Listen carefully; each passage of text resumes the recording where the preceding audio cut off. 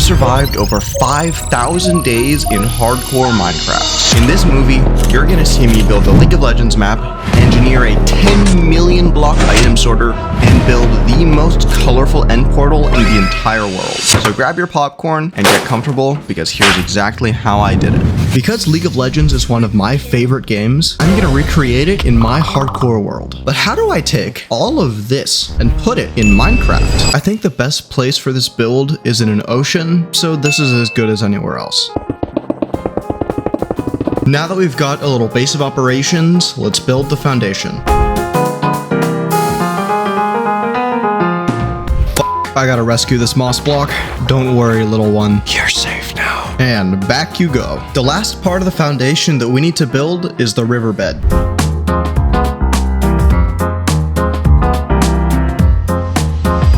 Okay, I know what you're all thinking. Troubling, this doesn't look like a river at all.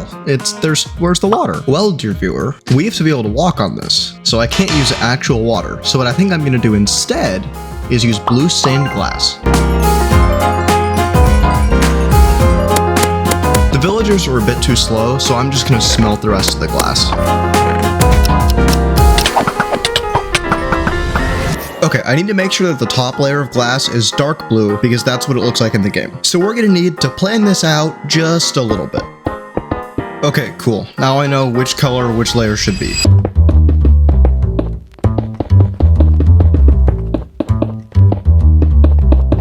Next, I want to start putting in all the jungle walls, but there's a couple things we need to do first, like building a bunch of beacons, setting up a nether portal, and figuring out which items we need for the jungle walls. Putting in all these speed beacons should speed up, pun intended, the building process quite a bit. Now we just gotta do this 3 more times.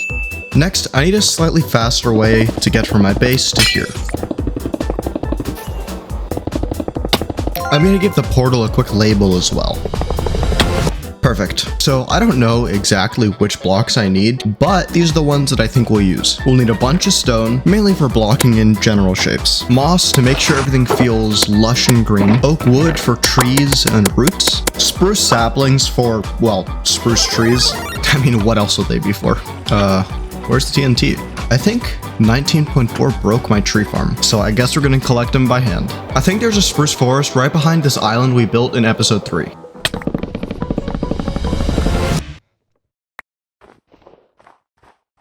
A dog! I gotta get him. But wait, I have no bones. Go, go, go, go, go. Yay, puppy. It took a while, but eventually I got this guy to my main base, and we lived happily ever after, until my game crashed. But fortunately, we didn't lose anything. So now, we just need bones, tough, mossy cobblestone, and a bunch of leaves. And now we can take all these items and start putting in some walls. I haven't planned any of these, so I'm gonna start with this small one right here. This is a bit too tall, so let's make the slope a little bit more gradual. Is that better? I think that's better. We can see in the reference image that the trees are in 2 main groups. Okay, these are recognizable as attempts at making trees.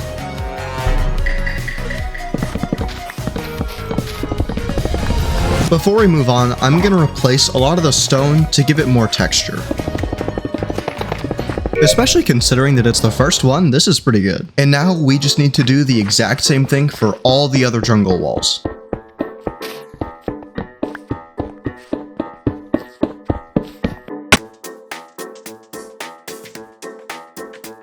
I'm gonna use basically the same approach for the red side that we did for the blue side.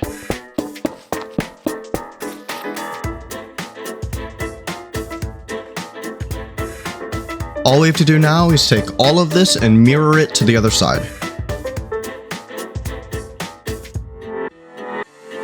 This place looks sick, and all these little jungle camps have nothing in them. So instead of leaving them empty, let's go get some animals and fill them up. Okay, so I want to start by making a bunch of leads. I have no string. Yeah, this should probably be enough. Okay, the first animal that I want to start with are the wolves, and we've already got one of these guys. Hopefully there will be at least one dog around here. Here, puppy, puppy, puppy. Hey, dogs. Nice. That was so easy. And there's a bunch 1, 2, 3. Wow, this little hill is super cool though. I really like the ice in the middle of all these trees. And there's, oh, this is a flower meadow. Wait, these are sick. Whoa. I have never seen one of these before. I do need one of these guys, but, oh, there's 2. Okay, I'm definitely grabbing these guys. Mark these coordinates real quick. Okay, that's 3. Oh, nice. All 4 of them made it. Cool. I guess I'll just put 2 of them in each wolf camp and then breed them once. On down. Nice. Before we go get those chickens, though, there's something kind of crazy that happened. I don't really understand where this came from, but I mean, it came from somewhere, so you guys should probably just do what it says. Okay, joking aside, let's go get those chickens. We need to go a little fast because it is now night and my mob switch is off, so we're gonna have friends. Don't worry guys, you'll be definitely free soon. Let's break this portal. Note down these coordinates. Not today, Gast. Okay, now let's just find my main area and rebuild that portal on the nether roof. Ah, a mistake. Are we far? Okay, doesn't really matter, but let's just deactivate this one real quick. Alright, come on gang, let's go. Surely nothing bad will happen to these chickens. For sure. I think the portal was like right here. Oh wow, we were extremely close. Okay. Then I think I can just pull them through here. Come on, buddy. Okay. Nice. We got the chickens. All right, come on, gang. Don't mind these arrows. They're, just a flesh wound. Okay, so now if I just pull these guys through. Nope, don't go anywhere. Then you just chill out here. Okay, now we need to just go get some frogs for Gromp and some sheep. So according to the wiki, frogs will naturally spawn in mangrove swamps. A frog! Let's go. So let's put this guy there, and we need to find one more. Here, froggy, froggy, froggy. Here, froggy, froggy, froggy, froggy. That one. Finally. Another one? Okay, I may as well grab as many as I can find. Okay, guys, we're going into a bit of a dangerous area. You gotta promise me that you're not gonna fall off this cliff, because I do not want to go down there and get you, okay? Okay. Alright, guys, now actually don't fall.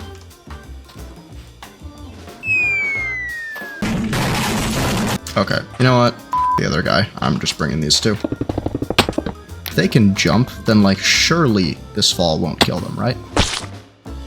One of you Gromps needs to be on this area right here. And we'll take this guy on a nice little tour of the rift all the way over to Gromp area number 2.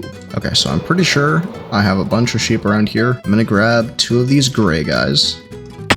We're gonna go on a little journey. I'll bring another for good measure. Come on, buddy. All right, we still have 2. Yeah, I know you want to get away, but it's too late for that. I mean, bro, I don't blame you, but like, can you work with me a little bit here?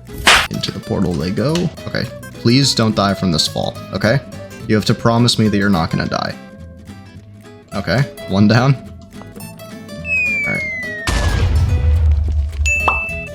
Fortunately, we had the massive animal hill. I know you saw me 5 minutes ago with some of your friends, and now I'm back, but they're not here. I want you to just ignore that and come with me, please. You don't really have a choice. But you two really have to promise me that you're not going to die from this fall, okay? All right.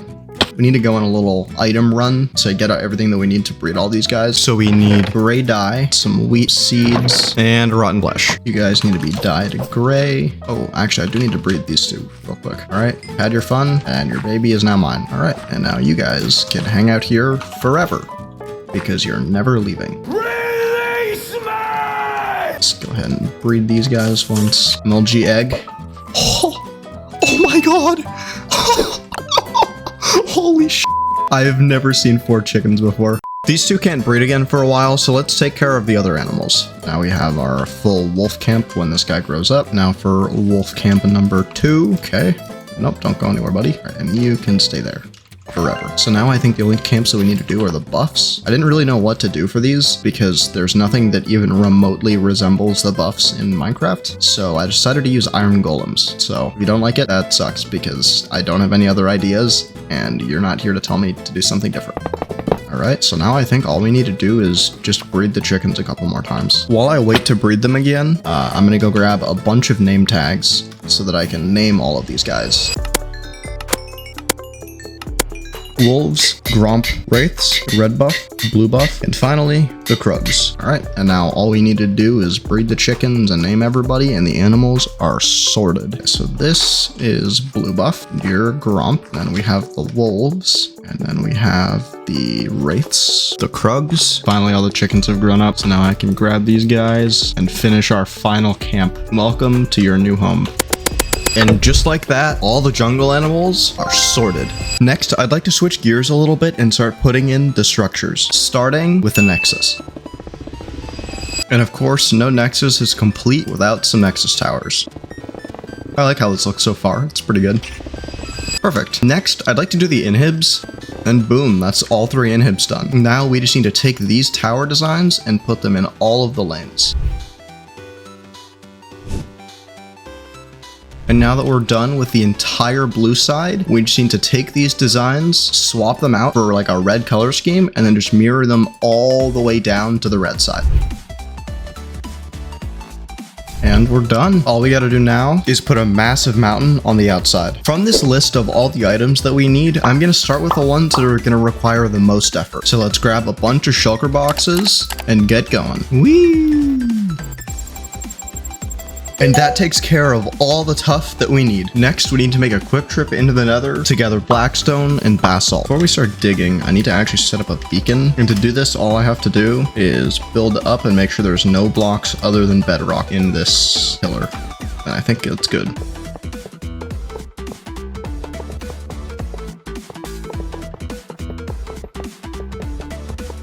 Okay, the beam's going up. That means I didn't mess it up. This is all the basalt that we need, so now we just need a shulker box of this stuff. And that's all the blackstone that we need. So now I just need 4 shulker boxes of stone. 1, 2, 3, 4. 2 shulkers of cobblestone. About a shulker and a half of cracked stone bricks, and then 5 shulkers of moss. We can get all the cracked stone bricks from the super smelter, and all the moss that we need can come from this moss farm. Oh, we have a friend here. And as a hardcore YouTuber, there's only one thing I can do. Bye-bye. And this is the last of the moss that we need. And there's all the stone bricks as well. I thought we were almost done, but it appears that I ran out of andesite in the last video, so we're gonna need to go get some. It took a while, but we finally got enough andesite to start the build. Okay, the real last thing we need is a shulker box of cobbled deep slate. I've made a bunch of videos featuring massive mountain builds. From this video where I recreated the Three Brothers rocks from Avatar 2, to the video I made transforming this island and building this massive mountain. So believe me when I say, the mountain we're about to build here is going to be something special. To build this mountain, I'm going to be using a mod called Lightmatica. And what Lightmatica allows me to do is create a design in a creative world and then import a schematic of that design into my hardcore world, which saves tons of time when doing builds on this scale. I think this gradient is super cool, and especially looking at it from far away, I think it looks really nice.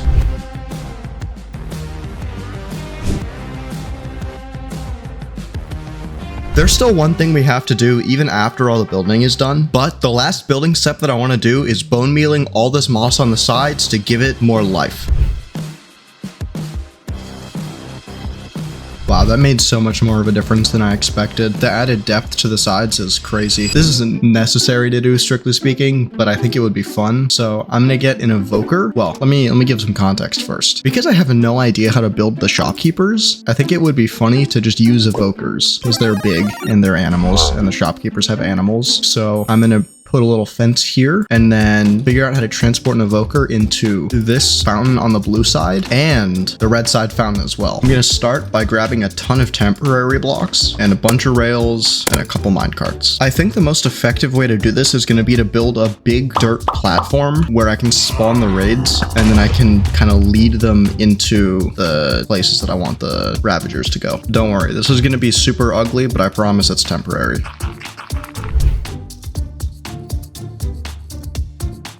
Okay, so my idea for this is to suspend a villager in like the middle of this platform and then put a ring around the outside so that the raid spawns on this platform only. And then I can use my bow to kill all of the raid mobs except for the Ravagers, which I will then put in minecarts and take over to Blue Fountain and Red Fountain. Now that's just the plan. I am no expert on raids, so it's totally possible that the mobs just won't spawn here and they'll like end up spawning on there. But we will cross that bridge when we get to it.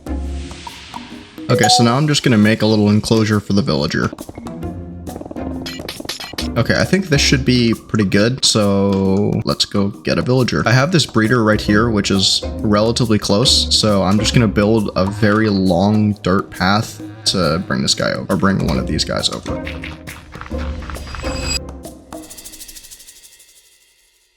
I ran out of dirt, but we're getting pretty close. So now we just need to cover this entire path with rails all the way over to there. So now we just need to connect these up. We're also going to need a profession block, so I guess for now I'll just steal the one from the farm. So hopefully he'll just drop into that platform and immediately latch onto this composter. Yeah. Nice. And he instantly got the profession. Okay, good start. So let's break that. And then I'm also going to make a little platform up here that I can use to bow the raid mobs. Okay, so now we can probably just break down this part of the path to make sure none of these blocks are spawnable. All right, I think it's time to start a raid.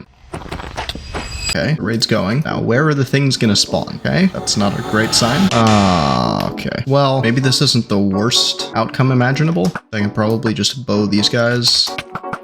So it seems like this whole platform was a waste, but that's probably fine. If the things are spawning on here, they'll be pretty easy to get into these areas once we just kill all the rest. So my plan did not work at all, unfortunately, but hopefully we can just work with what we've got here. All right, buddy, this should help you get up. Now let's just kind of build our way up the mountain. Will he be able to just climb up this?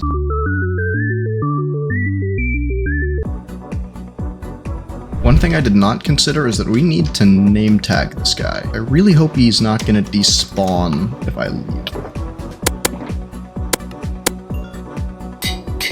Nice. And it says the raid is still going, so it looks like we'll have to do a separate raid to get the other Ravager. It's tagged. All right, buddy. Come get me. What the heck?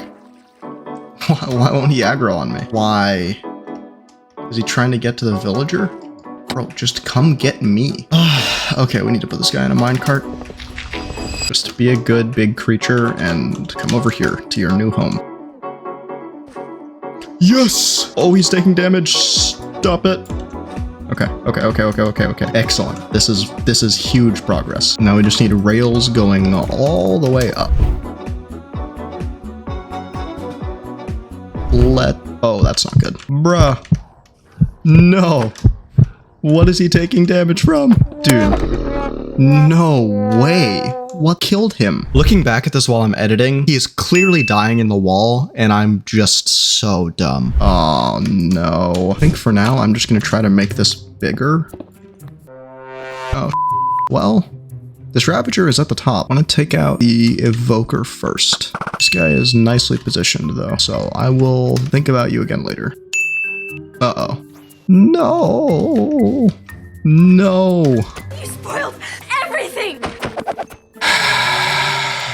Okay, we have one more wave. Oh, nice. There's two. Oh, let's go. I got one. Okay, now we need to try to get that one. This is the first good thing that has happened so far.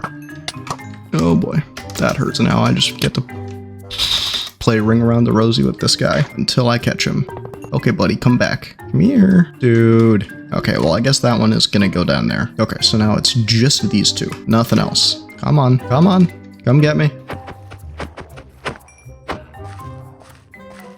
Can one thing just go right, please? I can't even break the blocks. Oh my god, this is so annoying. This guy, I'm gonna leave where he is and we'll use him over on that side. So I'm gonna deal with the problem child first. I think this one is doing weird stuff with his aggro, so maybe I can just move him.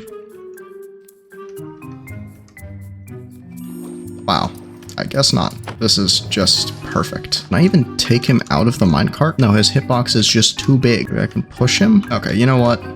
Forget it. I'm just breaking the blocks. Oh, he's gonna drown. This is such a nightmare. I'm gonna have to do this all over again to get another one of these guys. I have never been more frustrated with this game than I am right now. I guess now that we're gonna have to do this whole thing over again, we may as well deal with this guy first and just get him into one of the enclosures. Hopefully this should actually just be super easy. Come on. No way. Oh, I need a redstone torch. If you think I sound mad right now, you're right. I'm very frustrated. Why does that not work? Okay, this is good, this is good, this is good. Please, please. Now I just need to go to the other side and to be ready to deal with whatever is going to go wrong here. Oh my god, he's in. I'm gonna leave this set up because I will probably need it again. Imagine this first guy didn't die and we were just done right now. How cool would that be? That'd be pretty cool. Okay, well, we have no choice but to do another raid. I think the third wave is the one that we need, because that's when the next one of these guys will spawn. I already see a Ravager. Just need to kill these guys. Oh, he's mad. Come on, buddy. Come get me. Is this one also brain damaged like the other ones? Yep. Cool. I think for whatever reason, when they get down here, their AI just breaks, so I do not need to be afraid of him, and I can just push him, please. Yes. Let's go. Go. Go. Yeah. Good so far, and he's not taking damage in there. Even better. So now we can just break this wall. We're finally done. Now we just gotta replace the blue buff. And with that, the entire build is completed.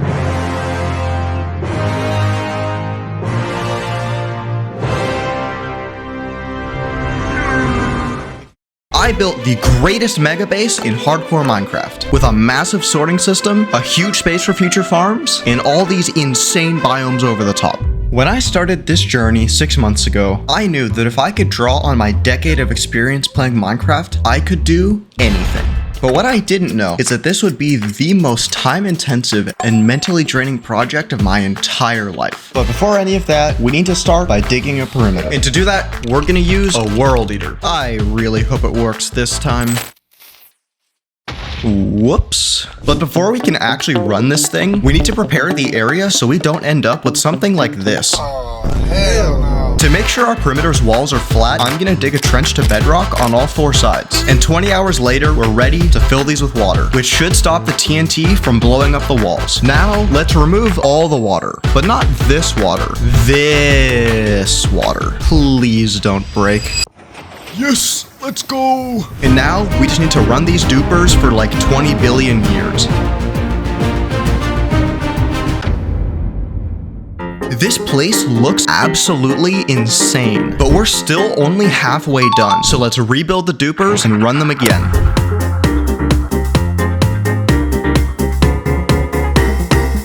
And after removing all this water, we're finally ready to move on to...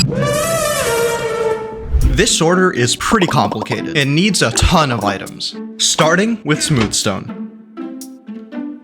And that's all the smooth stone we need. Now we just need to craft over 1,000 repeaters, redstone torches, and compare. Oh wait, I'm out of quartz. That's better. For our water stream, we need around a shulker box of glowstone. That's not enough. I should be able to get all that we need from my raid farm. Okay, well this is nowhere near enough, so let's try something different. Get away from my glowstone. Don't worry, little one, I won't abandon you without your parents. No, running. See, that's what happens when you get in the way of me and my glowstone. That you had. Next, we need to build a few new farms, starting with a froglight farm. The design is pretty simple, but we still need to get frogs from a temperate biome, a cold biome, and a hot biome. Next up is the nether tree farm, and done.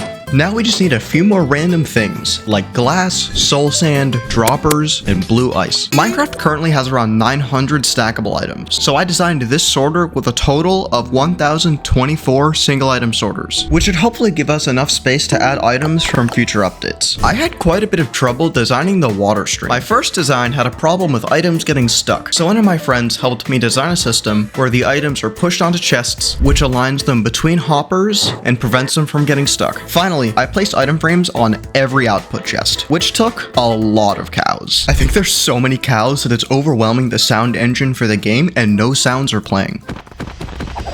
Then I used the creative menu to populate the item frames. And when these frames are opened as a Lightmatica schematic, it gives us a super useful guide for where every item needs to go. But now we need to collect every item. First things first, we need about 20 of every wood type.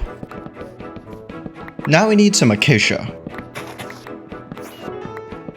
I know there's a spruce forest over in this direction, so let's head there next. Oh, let's do birch first. Now we just need spruce, dark oak, jungle, and mangrove logs. Is this the mangrove wood?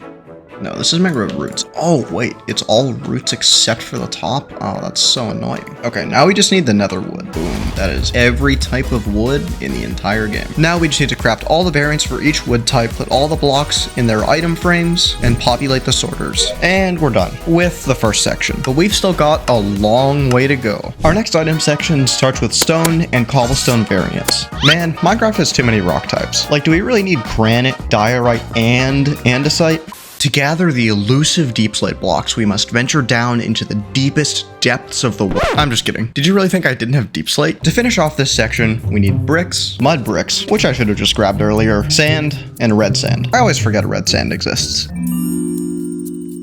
For the guardian items, I could just AFK my guardian farm and then collect the items from the collection system. There's a lot of colored blocks in Minecraft, and getting every type of wool, terracotta, concrete, and glass will be a ton easier if we have enough dye to craft all the blocks at once. So let's go collect every type of flower. I think the easiest place to start is with poppies and dandelions. There's a flower meadow somewhere in this direction. I haven't found any tulips yet, but I think they spawn in a specific type of meadow biome. And I've never found one before, but there's no time like the present.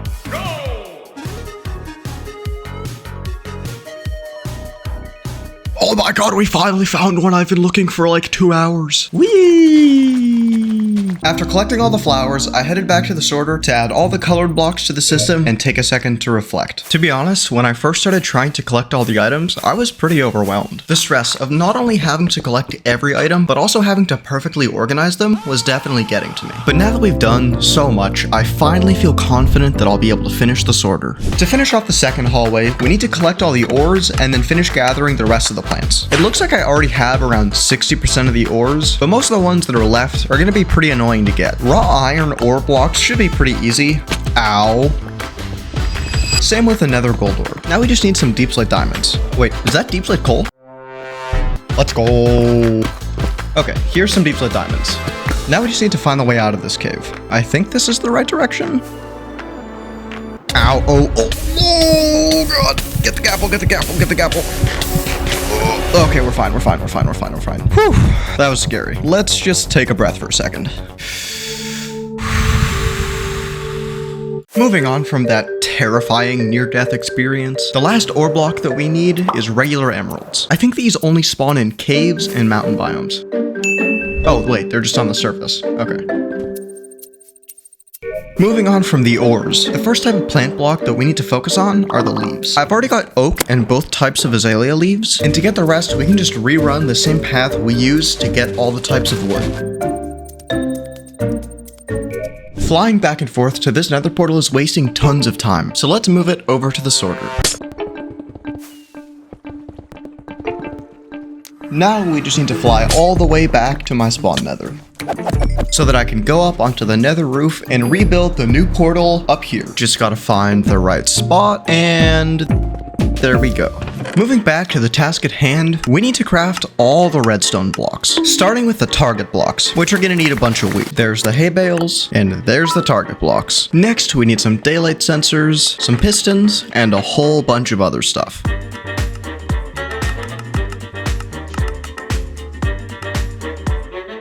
Okay, for firework charges, we need blaze powder, coal, and gunpowder. So it's time for a trip to the fortress. Okay, I think that should be enough.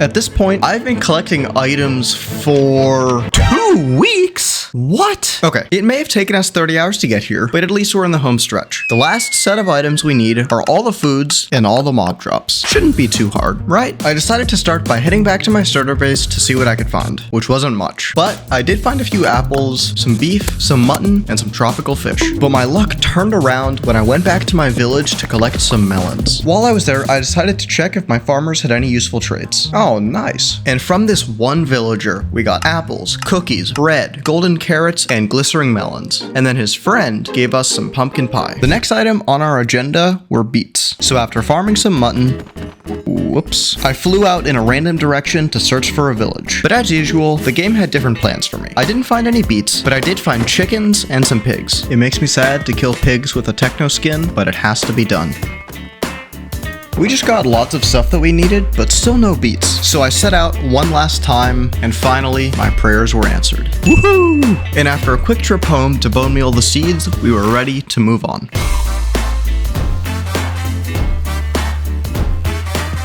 The next items we needed were the rabbit drops, but I got sidetracked when I saw this cool cave, and I even found some diamonds. Oh look, a cute little bunny.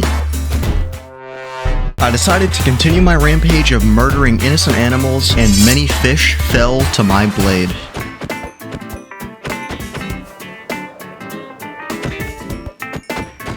And my rampage continued back to my starter base with a merciless slaughter of captive pufferfish. And as their anguished screams faded, we were ready to move on to the final item group. But honestly, these were a bit anticlimactic. When you're over 1800 days into a Minecraft world, you've probably killed hundreds of every mob. So I already had pretty much all the mob drops. But we were still missing 2 items. The first were spider eyes, which were attained pretty easily.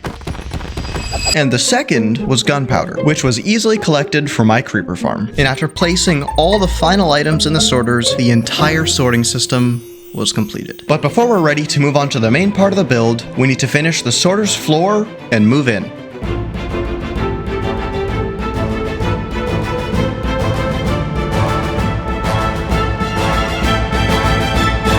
And now, it's time for the main event. During the 5 weeks I just spent editing, I would occasionally hop onto my world to breed my animals, and it's gotten a bit out of hand. I'm too lazy to count, but there's at least 5 cats here, and their meows are haunting my dreams. But now I have this massive cat family, and like a good cat father, I must provide bountiful land for my children. I want my cats to learn to traverse any area, so I'm gonna build 8 unique biomes, all with their own structures and terrain. Okay, here's the plan. First, we need to map out 2 circles. One that encompasses all the biomes, and one that makes sure we have enough space left over to use the sorter. I'd like to start by putting a snow biome here, but I don't have enough snow blocks, so we need to build a snow farm.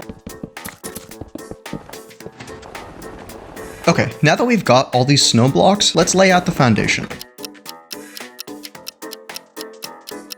Now that we actually have a place to stand, we can start adding in the details that will make this feel more like a biome. The only type of tree that won't look out of place are spruce trees, so let's grab a bunch of saplings. Now we just need some bone meal. I planted way too many trees and we need to make some space for some ice spikes, so I'm gonna chop down like half of these trees. Now that we have enough space, let's go get some ice. I thought it would be cool to have some animals in our biomes, so I kidnapped these 2 polar bears. But they weren't too happy about that. Bruh. Oh my god. You guys are the worst. Come on, just jump. Ugh, finally we can get back to the build. I want to make it look a little bigger at the top. Now we just need to do like 20 more. This first biome is starting to look really good, but to make it all blend together a little better, let's cover all the trees in snow layers. And there we go, our first biome's done. For our second biome, I want to go for an overgrown marsh aesthetic. So I'm going to start by placing a dirt foundation. Now we just need to fill in all these bodies of water.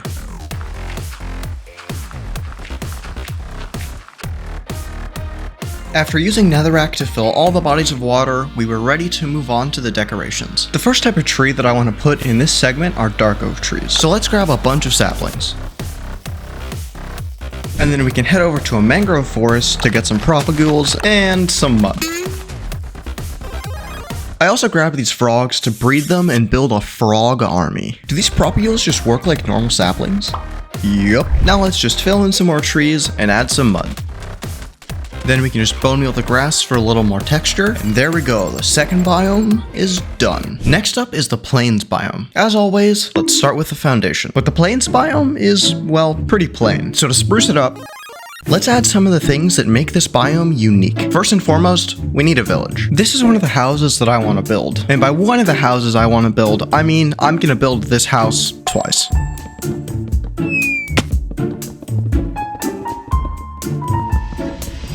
I think it's still missing something. Nice. There we go. Then we'll just add one of these. Okay, there's both houses done. And of course, any village needs some citizens. There's the first villager. Now we just need one more. No. Okay, thank God we're finally done with the stupid villagers.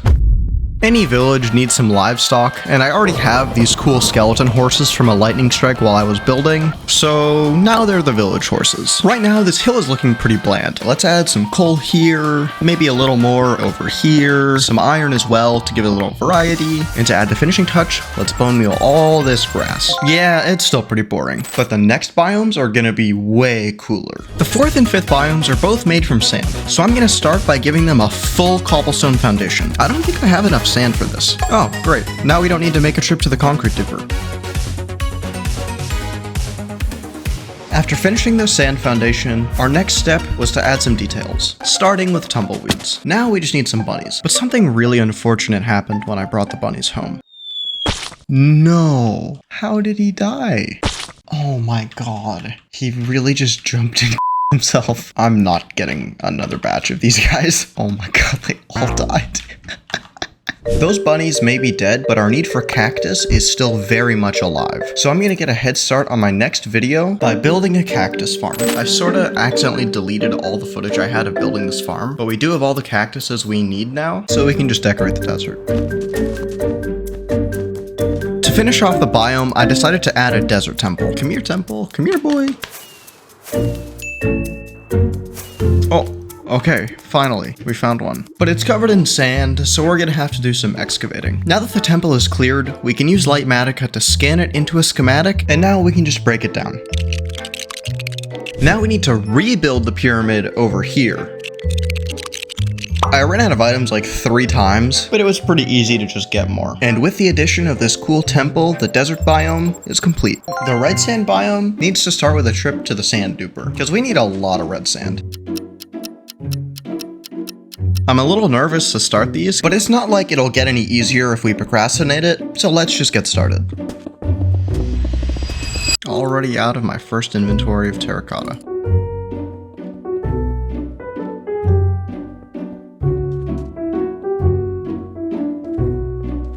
I'm expecting to have to go through at the end to shape up the sides and blend the sand a bit better, but for now, let's just keep alternating colors and building up. I know these usually have grass on the top, but brighter colors look more gooder in the thumbnail. Woohoo! We're done! Just in time too, because I gotta go to work in like 10 minutes. We need to work on the ground a little bit, because this is way too flat.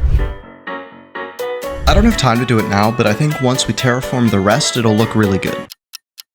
The next 2 mountains are gonna be kinda repetitive, so let's build them both at the same time. Before we fix this awful terraforming, I want to add in a bunch of the spikes that are similar to these, but terracotta. I also want to add a mineshaft inside one of these hills, but before we do that, let's fix the terrain.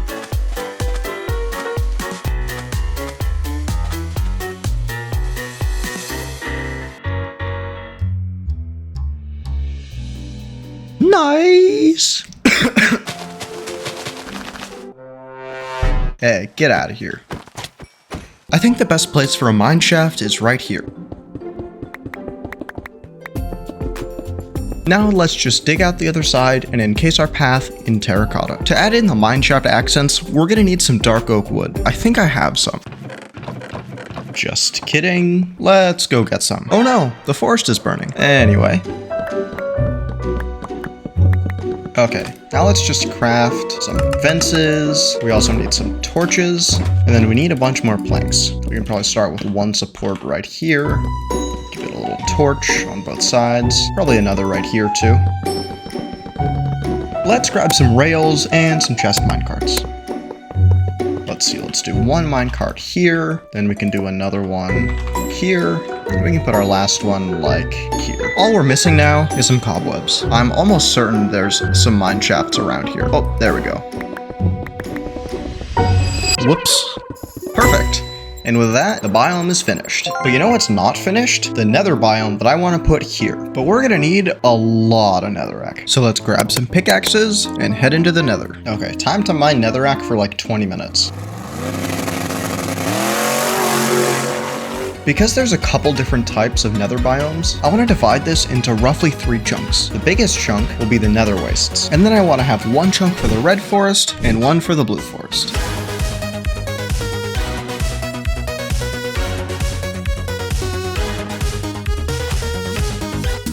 This river is going to take a lot of lava, so we're going to need some fire resistance potions, some shulker boxes, and a ton of buckets.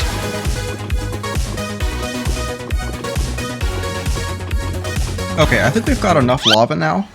Oh god. Good thing I grabbed all those fire resistance potions.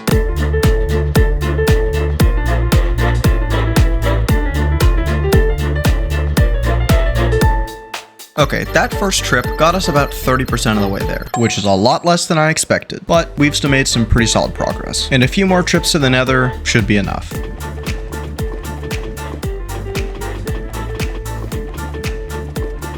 This is without a doubt the single most monotonous thing I have ever done in this game. Okay, I am exhausted right now, but we are really close to done. So we just need to make one last trip to the nether. I'm pretty sure this is enough, and if it's not, I'm gonna be really sad.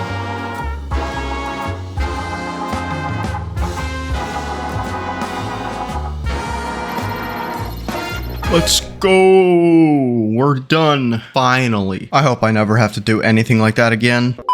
With the river out of the way, it was time to switch our focus to the mini biomes. Here's the Crimson Forest. Let's just grab a couple of these. We'll also need a bunch of the... Ah! That scared me so much. I'm pretty sure we can just bone meal the Crimson Nylium to spread it. Are you sure about that? Now we just need some Nylium and some of these blue mushrooms. We should probably grab a bunch of quartz too. And some gold. I'm pretty sure we can just swap out one of these for this and then bone meal it. Oh, that's unfortunate. Is this really not renewable? I'm gonna have to go mine so much of this. Okay, let me just Google this real quick. Oh, wait, okay. According to Google, if we just click on the adjacent netherrack, oh, thank God I don't have to go mine a ton of this stuff.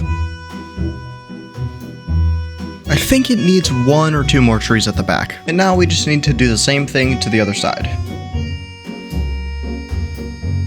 I want to put a fortress in this big open space, but I don't have any nether bricks, so let's go get some.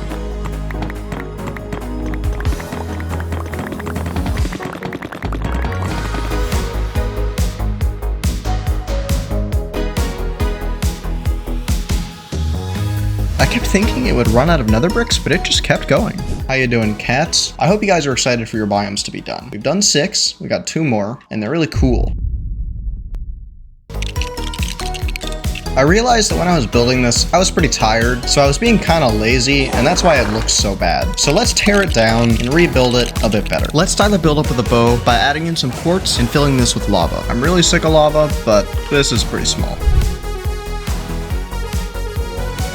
Alright, now let's just put in some quartz.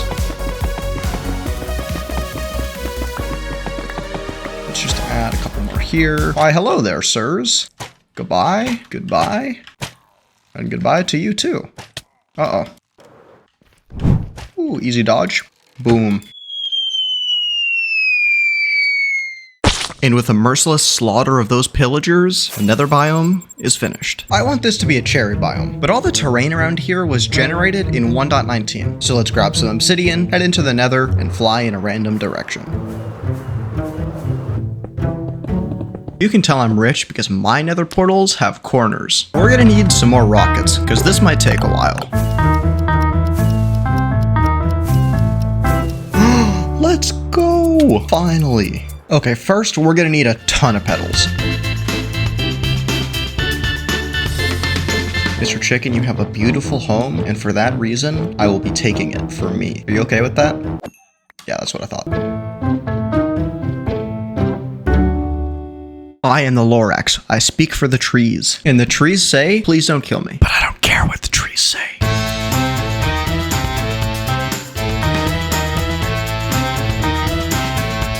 Flying 30,000 blocks back home would take way too long. So I'm just gonna build another portal, and I'll see you guys on the other side. My plan for this biome is to combine the desert with a terracotta desert and build 2 mountains with a river in between.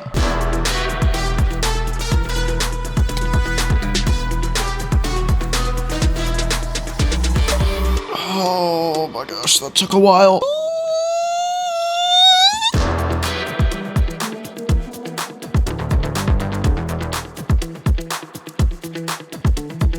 Now we can start adding in all the cherry accents. I thought I grabbed more saplings in this, but hopefully this will be enough.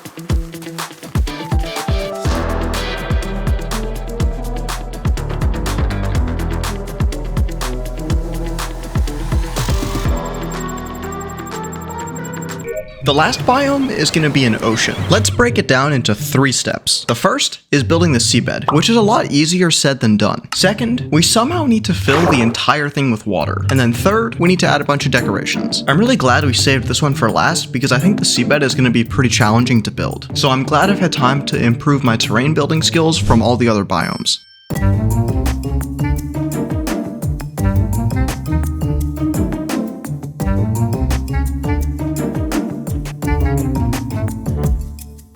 We're finally done. That took like 5 hours. And now with the power of editing, I'm gonna cover this whole thing in gravel. Now I just need to spend another hour covering this in moss and then filling it with water.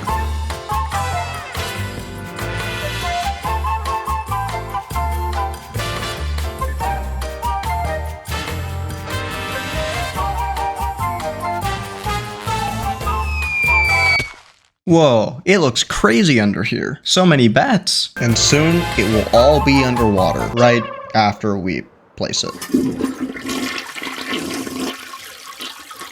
Let's go. It looks so good. And nature is returning to the swamp. Okay, let's tie this biome up with a bow by bone mealing it a bunch and adding a bunch of kelp.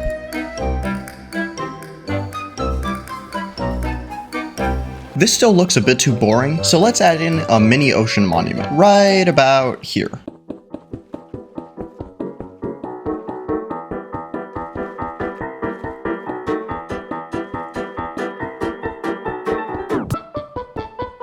Now let's just fill it in a little bit more. And there we go, the monument is finished, except for this weird water thing. To put the finishing touches on the entire build, we need to fix this terrain. So we're gonna need a lot of dirt.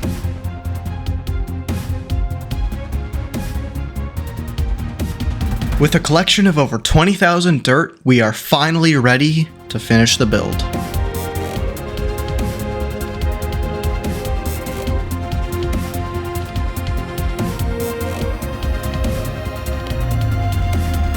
And with the placement of these final few blocks, the entire build is completed. But we still have one last thing to do. Okay, cats, it's time for you to look at your new biomes. Okay, the cat army is ready. So I think we just start with this biome and we just walk them all the way through. All right, gang, let's go on our journey. They're not even walking, they're all just teleporting after me. I wonder if they're all gonna make it. Okay, this is their first major test. They need to somehow not die to the cactuses. They're doing good so far. Good job, mittens 1 through 30. The way that they just teleport. The true test of my cats will be if they can survive getting over this lava river. Okay, I might have made that too easy for them. Well, oh, somebody died. The final stretch of our journey is to swim through this ocean. If you guys survive this, you can do anything. They're all just standing there. Wait, do cats not like water? Why aren't they teleporting? Oh, there they go. Are they gonna push each other off? Oh, wait, when they fall, they get teleported? That's so funny. Yeah, they're... If you'd like to help support my content or explore my world for yourself, the world download will be in the description. I hope you all have a good day. Avatar the Last Airbender is one of the greatest shows of all time, and of all the different areas in the show, the air temples have always been my favorite, so I'm gonna build them in my Minecraft world. But I'm getting kinda tired of doing so many builds that have no real function, so this time I'm gonna build something really special on the inside. But first, we need to build the main island, and that's gonna need a lot of materials. So I guess let's just start at the top. I should have plenty of stone here. Never mind. Problem solved. Only 23,088 items left to go. Should be pretty easy, right?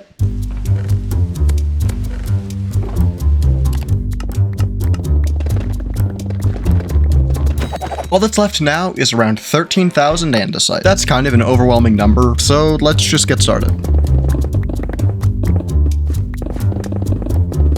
This is taking way too long. Is there another way we can do this? So if we combine diorite and cobblestone. Whoa! This is gonna save me so much time.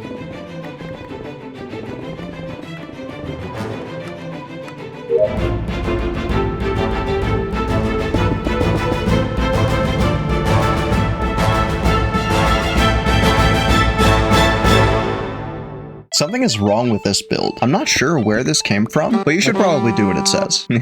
Now that the foundation itself is done, we can start adding in some of the details, starting with the water features. Yeah, that's not gonna work.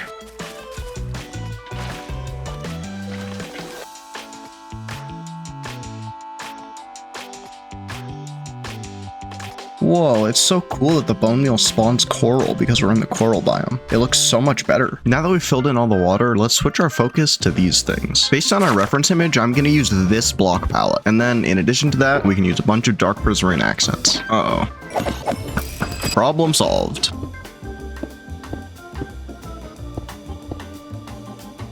I'm not gonna lie, I kinda hate this. Let's tear it down. Let's come back to this a bit later, hopefully when we have some more ideas. In the meantime, let's switch our focus to what I want to put on the inside of this build, which is a massive villager trading hall. So let's start by collecting a few villagers. Bro, how did you get here? There's nothing for miles. Have fun, I guess? Transporting villagers is a total pain, so we're gonna need a few random things. A bunch of rails, some iron, cobblestone. Oh, we're out of obsidian. Okay, let's start building the villager breeder. Before I run to go get the actual villagers, we need to put another portal inside this area. So now we can go through here, break this, write down these coordinates, and now let's just head back to my spawn nether. So we can go up onto the roof and rebuild the portal up there. So if we go through here, it should drop us at a farm, okay? Good. I guess it's time to go get the villagers. This is always the worst part. First, we need to set up the nether side so when the villagers go through the portal, they don't just run away. So now we go down here, this very humane output chamber. Now we put this guy in this boat. Okay, now for the fun part. You see that portal all the way over there? That's where we're going. Kill me. I'm gonna make a composter with a little platform here. Now, I'm gonna surround these guys, break this, through the portal you go. Why didn't he just go through the portal? What is happening? Go. What the heck? This one didn't go through either? I'm gonna relog and see if that's the problem. Oh, I think you went through. All right, I'm gonna break and then reactivate this portal and see if that changes anything. Go through the portal. I have no idea why this isn't working. Let's give him like a small amount of space on both sides so he can kind of walk around a bit. But for now, let's just go through and start fixing the other side. Our only problem now is that our villagers are still stuck on the other side, and somehow the one that was already here decided to go back. It's still this stupid problem child. Why won't you go through the portal, man? What if I put him in a boat, and then I boat him into the portal? Oh my god, it worked! Oh wait, I don't want to leave the shulker here. Now let's break this before anything else can go wrong. Here's how this farm works. First, the farmer villager breaks crops to make food, and then they distribute it until each villager has 10 bread in their inventory. When the babies are born, they try to run to the beds to bounce, but fall into this water track, where they're pushed into a bubble elevator and carried to the output chamber. So now we can start working on the actual trading hall, and while we do that, these guys will start to output us a villager army. But while we AFK the villagers, if you're watching this video early in its release, then there's still a chance to sub before I hit 30k. Ever since I was a kid, it's been a dream of mine to get a YouTube rank on Hypixel. So if you'd like to help me make my childhood dream come true, please consider subscribing. It would mean a lot to me. Before we go any further on the inside here, we need to start mapping out the actual shape of that chamber. I want there to be a staircase that comes out like right here. Oh, sorry villagers. Thank you for taking care of my blocks. I want an elytra to be kind of a requirement for navigating this build, because like it's an air temple. Of course you need air access to use it.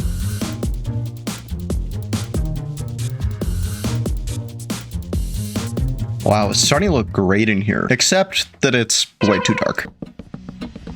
I don't think staircases are supposed to be floating, so it looks like my design is gonna have to change a little bit now that we've actually built this bottom layer. But that can be a problem for future Banyan. For now, I'm out of moss, and we're gonna need a lot more, so let's go upgrade my moss farm. Because right now, the output looks like this, and we need like 10,000 moss, so this is not gonna work. So what we need to do is take all these hoppers down and replace them with a couple single item sorters and a box loader, so that I can just walk up and grab full shulkers of moss.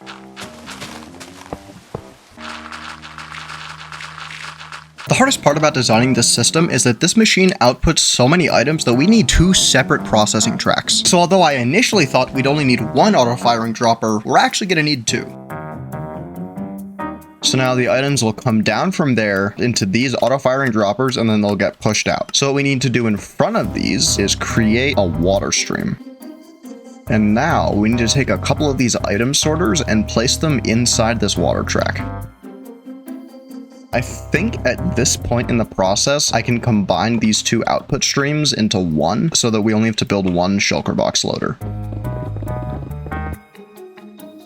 I feel like a good place for the output would be like right here. So what we're gonna do is place a chest and grab some glass. So now we drop down here and we can build this little glass chute thing. And now what we're tasked with is taking the item output from right here and moving it over to there.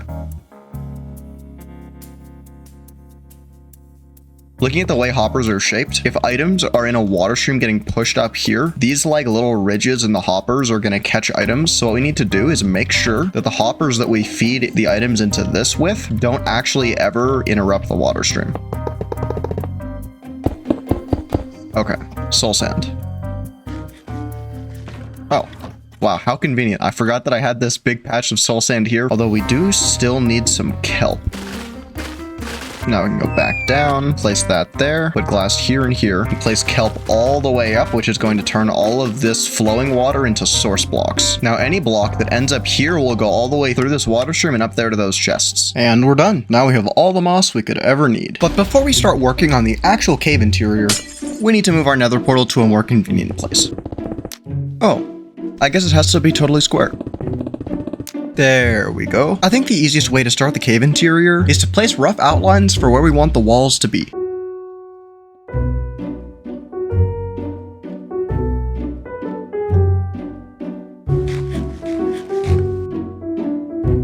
But now that we're done with the framing, we've got another problem. 50% of these walls need to be andesite, and I don't really have any because we use it all on the mountain. So with the power of editing, I'm gonna fill all these shulkers with andesite. Ta-da! I totally didn't have these shulkers prepared already because that would be lime. And I would never do that to you. But what I will do is spend 10 hours placing blocks on the inside of this cave. I really hope it doesn't take that long.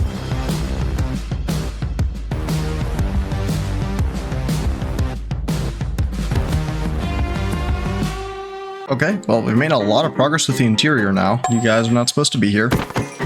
That was a little close. Can you guys hear those zombies in the walls? Or is that just the dementia setting in? No, it's definitely zombies. So I think... I'm not gonna bother fixing that hole yet. Alright, I'm gonna just start bowing these creepers because I don't want to blow up my walls anymore. This is revenge for Philza's Minecraft world. So we may have finished lighting the interior of the walls, but we kind of created another problem. Dude, I didn't even hit it. What the f? Look at how many holes there are. All I can think of while I'm doing this is that filler soundtrack from Naruto playing. Do do do do do do. Our next course of action is to decide where we want to put all the villagers. I think our best bet for that is just going to be that every other block all the way around this room.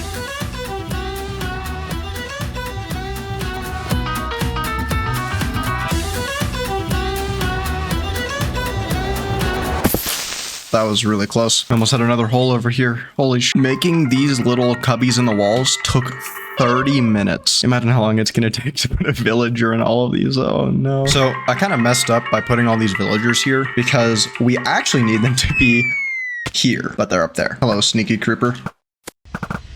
As I was saying before, I was rudely interrupted by those creepers. Our next task is to take all these stupid villagers and bring them down to here so that we can start putting them in these holes in the walls.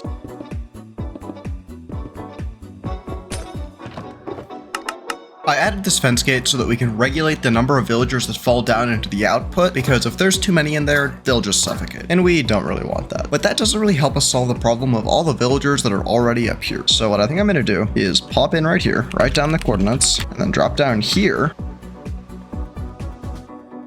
Now I need a sign and water. So we're gonna fly back to here, place our sign there, and then place a single water bucket so they don't just die of fall damage. Okay.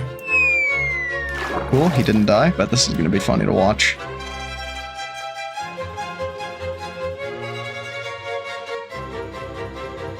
How did this guy get here? Real quick, we need to replace this glass block with a top slab. Uh-oh.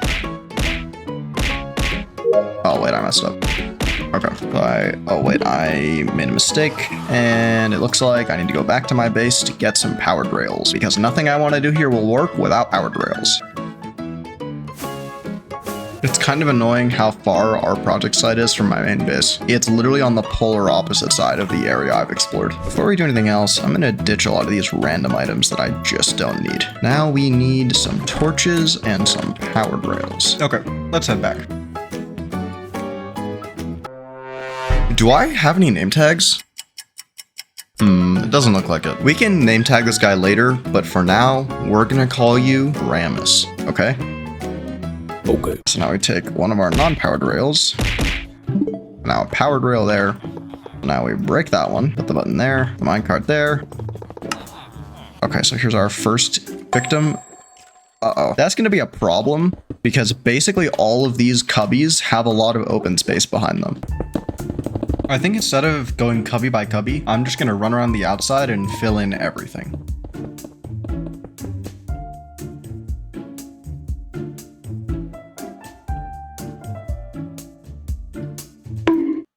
No!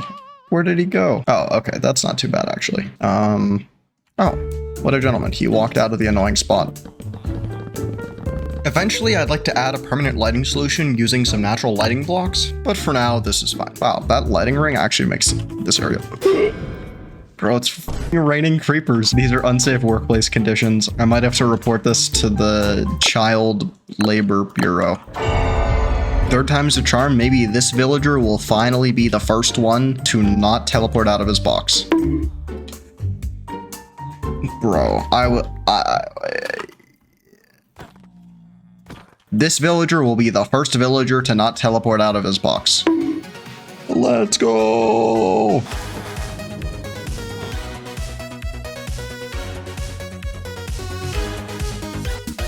No way. I accidentally skipped 2 blocks here instead of 1, and then that messed up the other side as well. Whatever. I don't feel like fixing it. I know I'm gonna be sad later if I don't fix this, so I'm just gonna do it.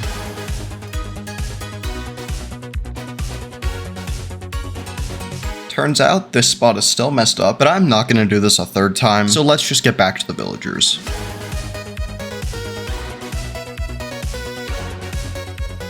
With all the villagers in place, it was finally time to start giving them their professions. This is definitely the part I'm looking forward to the least, but before we start working, we need to get some information. In total, we have 125 villagers to work with, and of those, 50 need to be librarians. For the rest of the villagers, the counts are a bit more arbitrary, so I just used this guide and roughly guessed how many of each we should get.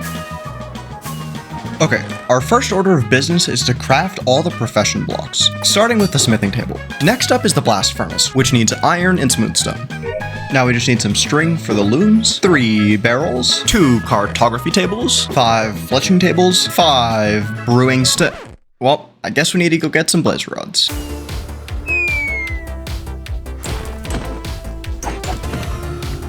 We just need 1 more rod. Maybe this guy would like to donate one to us, if he can stop being above the lava. Let's go.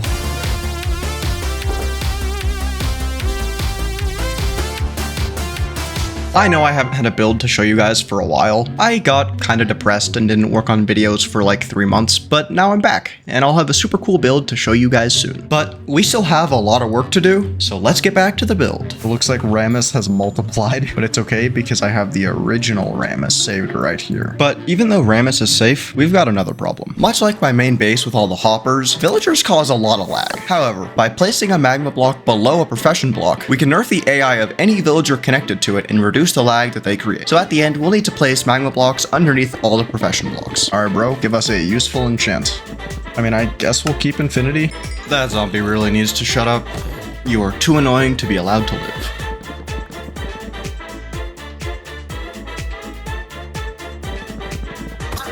Whoops. I'm getting so bored of this. But the good news is that there's only 6 enchants left to go. 1 hour later. Blast protection, my king, deliver me from this boring activity that I don't want to do anymore. 2 hours later. Please. Please. Please. Okay, yes, I'm done. I'll do this tomorrow. Okay, let's get back to work. Oh my god. We got it. We got it. It didn't even take that long. Let's go. We're done. Finally. Our boy Rammus is looking a little bit lonely, and I think this pigman might be the perfect friend for him. But he needs a name. I christen you the Guardian of the Cave. Before we can cure all these villagers, we need to lock in a few specific farmer trades.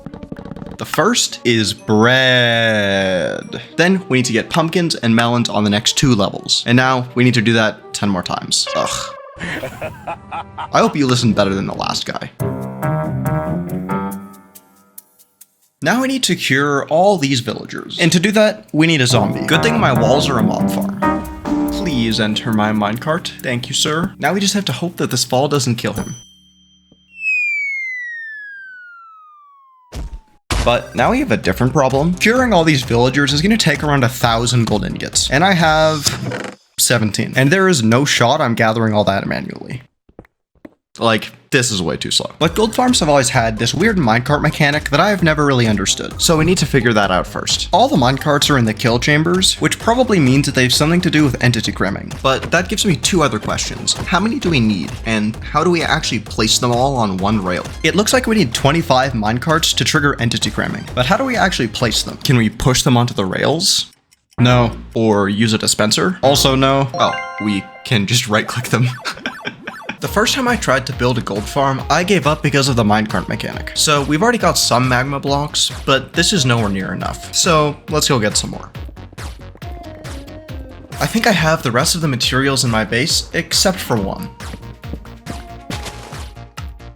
This farm has to be built in a nether wastes biome, up on the nether roof so that pigmen are the only mobs that can spawn.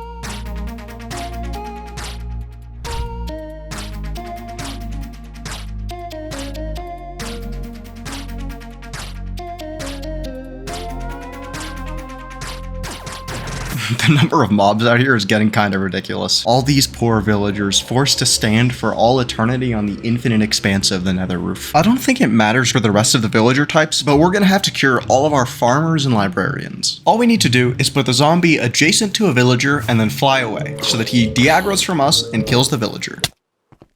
Creeper. Oh. Then we can come back, remove the zombie, and... oh, that's bad. It's fine. I've done this enough times. I know exactly what to do. What?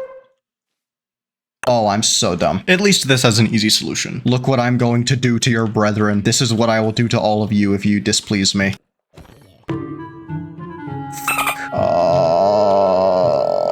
free! I am incredibly exhausted. This was supposed to be my day off, but this morning my work scheduled me, so I had to go in.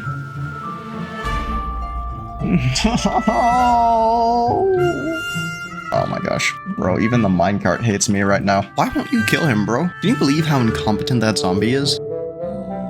Yeah, exactly. Are you serious? Oh, wait, is it the slab? Mystery solved. Oh my god, I let another one out. Are you kidding me? I'm so tired. I just want to be done with this stupid task.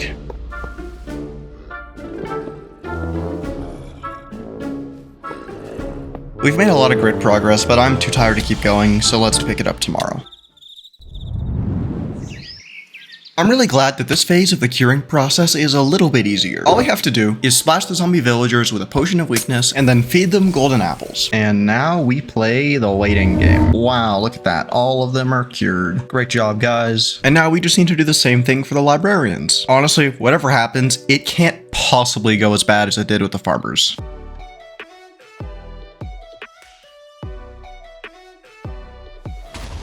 What?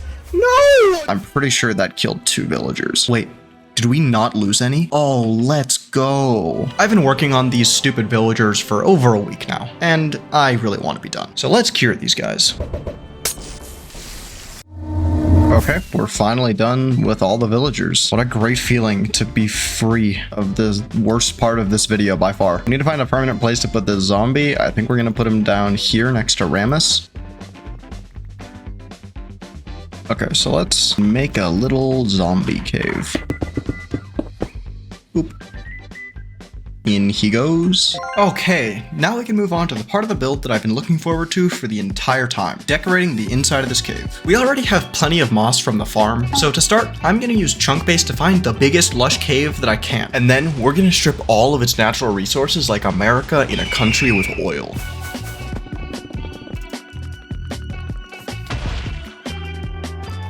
Oh wait, I forgot part of this joke.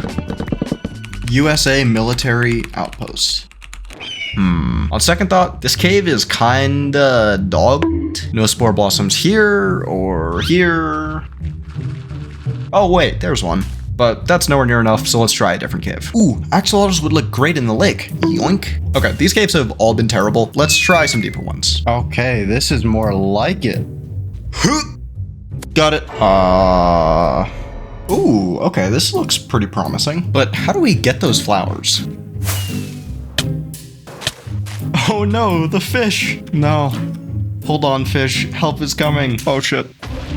On second thought, I'm not gonna die for some fish. Good luck, guys. You got this. Hopefully that'll be enough spore blossoms, because I really don't want to do that anymore. Let's just start by adding in some coral.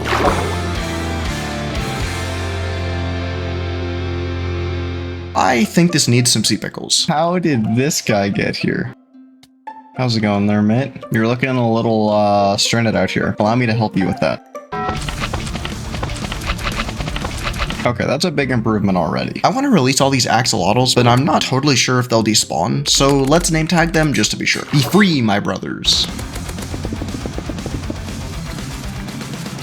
That helped quite a bit, but this area is still missing something. So let's take some time to think and add some trees in the meantime. Ooh, I know what this area needs. Let's try adding in some cobblestone and mossy cobblestone. I also finally thought of a lighting solution. So as I built the lower section, I added verdant frog lights covered by moss carpets. No, stupid Enderman, stop taking my blocks. Die. Give me my freaking moss block back. With the bottom section completed, it was time to move on to the part that I'd been dreading the most. Not only are these walls absolutely massive, but their funky shape adds an extra layer of difficulty. At the beginning, I was pretty much just freestyling with no real plan, and that's reflected in how erratic my building was. But over time, I started to catch my stride and the magic started to flow.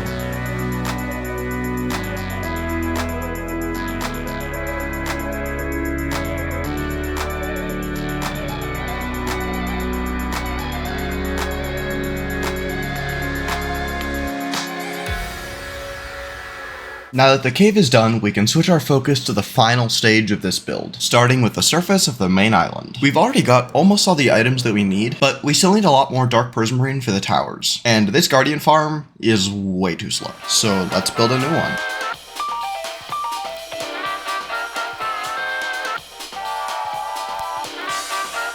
Now we can just disable the mob switch and AFK for all the prismarine shards that we need. But to craft all the dark prismarine, we need black dye, which we can get from my squid farm. Wait, where are all the squids? I'm pretty confused, but I have an idea. Let's toggle the mob switch and also kill a bunch of the squids spawned in the spawn chunks in case they're taking up the squid mob cap somehow. Okay, that seems to have worked, even though it makes no sense. Next, we need smooth quartz. And fortunately, we've got tons of max level stonemasons now, so we can trade for all the quartz we need, and then just fly over to my super smelter to turn it into smooth quartz. And now we just need to grab a few random items, and we're ready to start building.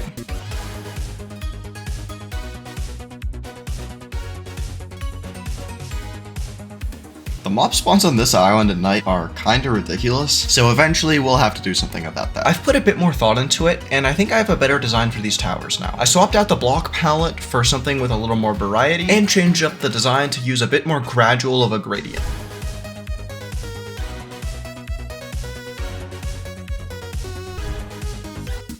I have a super cool idea for the main tower. I think we should recreate the main Avatar temple with all the statues of the Avatar cycle in it. I also have a cool idea for a door design that's a lot like the one that Aang had to open with airbending. It looks like we have everything that we need for the door except for item frames. Part of this design that we interface with is an item frame with an arrow in it. So when we right click and rotate the arrow in the item frame, it changes the redstone signal strength that the comparator outputs, which allows us to build a circuit where the door only opens when the arrow is in a certain position. Oh, wait, this doesn't work. There we go. In this piston setup, we have to make sure that the front piston is powered first so that when they're pushed forward, they immediately activate. Additionally, we want both sides to open at the same time, so we have to artificially delay one of them. Okay, this is super close, but we still need to finalize the delay. My initial idea was to just add extra redstone dust, but using repeaters would be a lot more effective. Oh my god, it works. It actually just works. What the heck? This is amazing. But we still need to make the door usable from both sides. Now, does this timing work correctly? It looks like it does because of this repeater. So it's adding one more tick of delay to these pistons, which is good because we want that piston to be activated about one tick sooner. Does this now work for both? It does! Wait, it just works? It looks like for this side, they do have a bit of an offset delay. I think I could drop a couple repeaters here.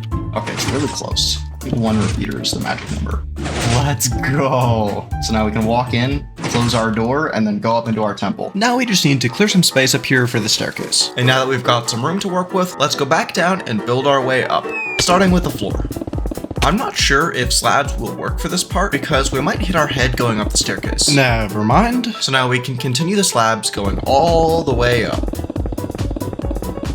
And while we're at it, let's finish this floor as well. I think it needs a foundation of mossy stone bricks, but then also a bunch of moss and some regular stone bricks as well. Now that I see this floor with a bit more block variety, I think the staircase needs the same treatment.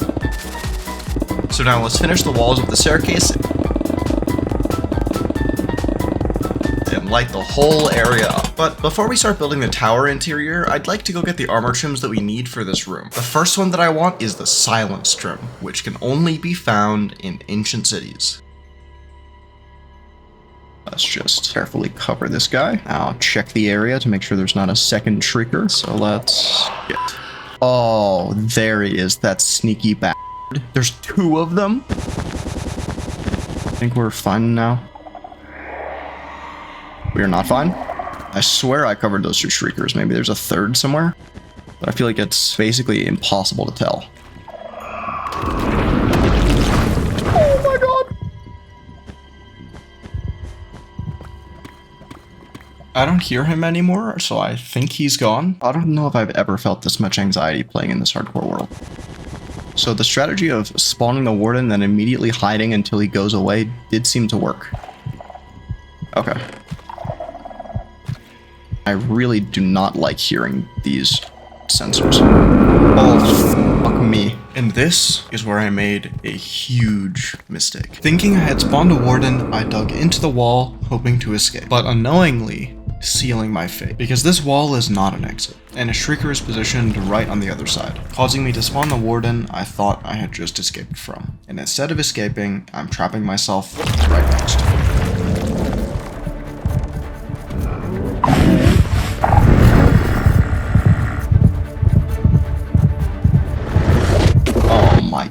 This is a nightmare. I have the city on both sides of me and bedrock below me. I have no idea what to do here. Well, waiting longer is not going to help me.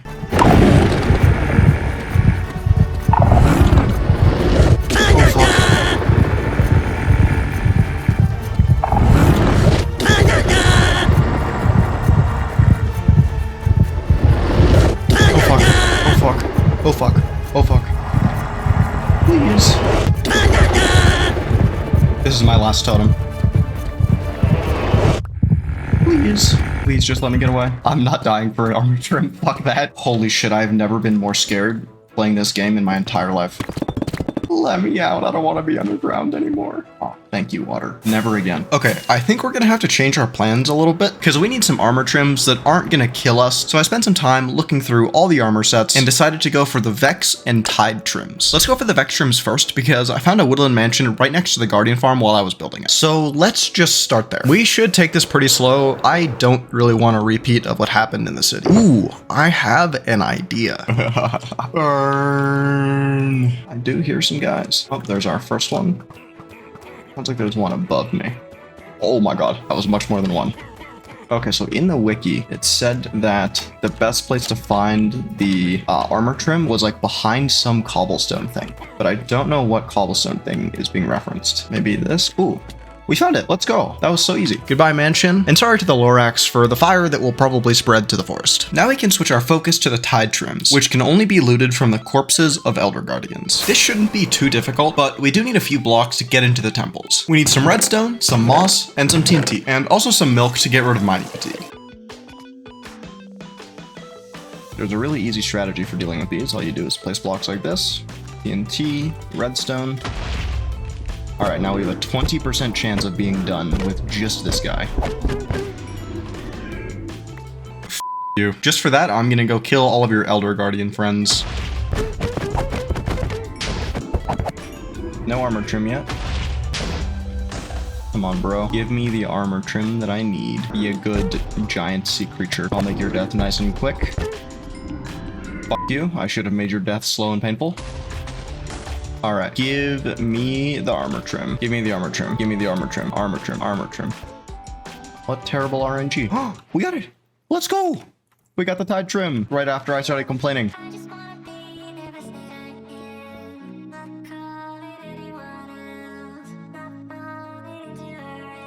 Wee. And now we need to trade for more quartz.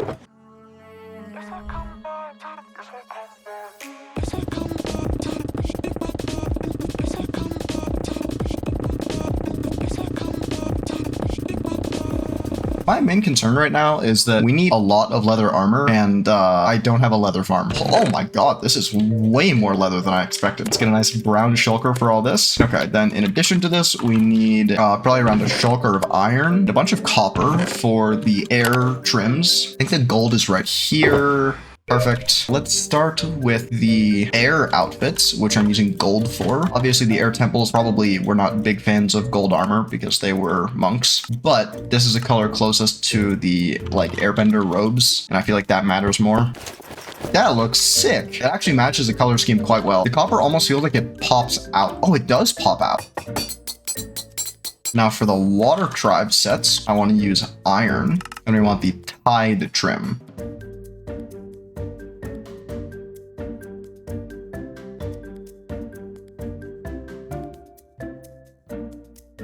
You know, it just occurred to me that I probably should have organized these in the actual avatar cycle order, but we've placed a pretty good amount now, and there's zero chance I'm going to redo these. So if you think it's annoying that I did that wrong, leave me a comment.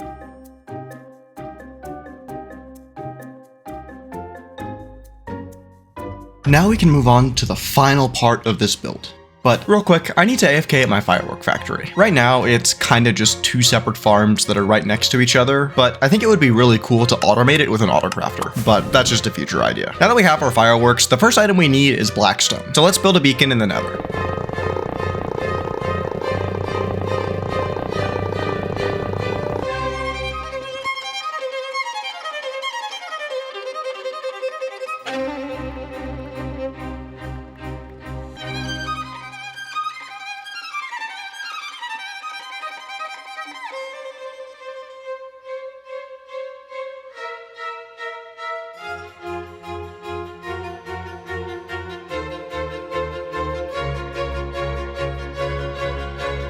Getting all those items took quite a while, especially when I had to spend 30 minutes breaking bedrock just to get this stupid block that was blocking my beacon ray. But at least the hard part is done now, so let's go finish the build.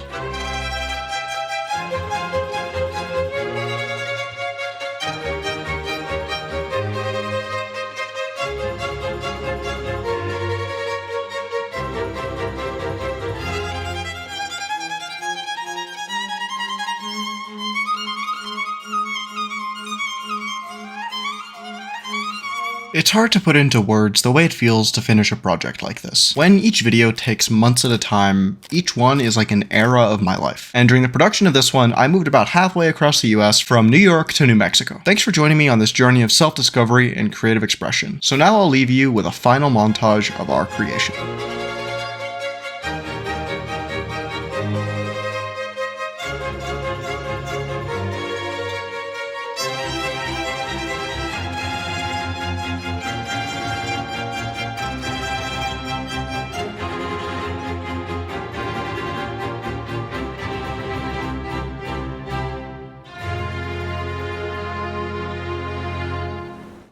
I've spent over 3,000 days in my hardcore world, but my farms are still super spread out. So today, I'm gonna build every farm in one place. But I don't just want some ugly farm district, so I'm gonna use over 300,000 blocks to build some crazy mega islands to cover up all the farms. Starting with the farming island, which will be home to all the agricultural farms. This is the area that I'd like to build in, but I think we need to do some remodeling first.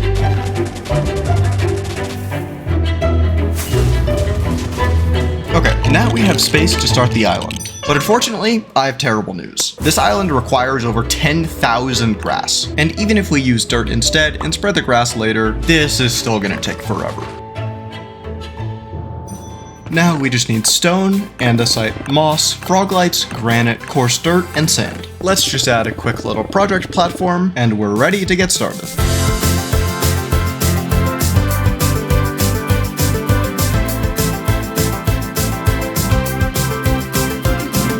Oh my god, there's so many creepers here. We've made good progress, but this dirt still looks horrible. So let's add grass every few blocks all around the island. And now we play the waiting game. This area down here is gonna have huge fields of wheat, carrots, and potatoes. I'd like to start by adding walls around the crop fields. I've arranged this area into 3 sections, one for each type of crop. But currently, these water troughs don't spread enough to fully hydrate the soil. Water has a range of 4 blocks for hydrating soil. So if we start by extending the irrigation so that no dirt block is more than 4 blocks from a trough of water, it should completely solve our problem. Perfect. Now we just need to go get the crops. It looks like we have a good amount of seeds, but not that many carrots or potatoes. But I think I may have some planted at my starter base. Nope, just wheat. Okay, I guess we can just plant what we have, then harvest the rest as we finish the buildings and build all the farms. Okay.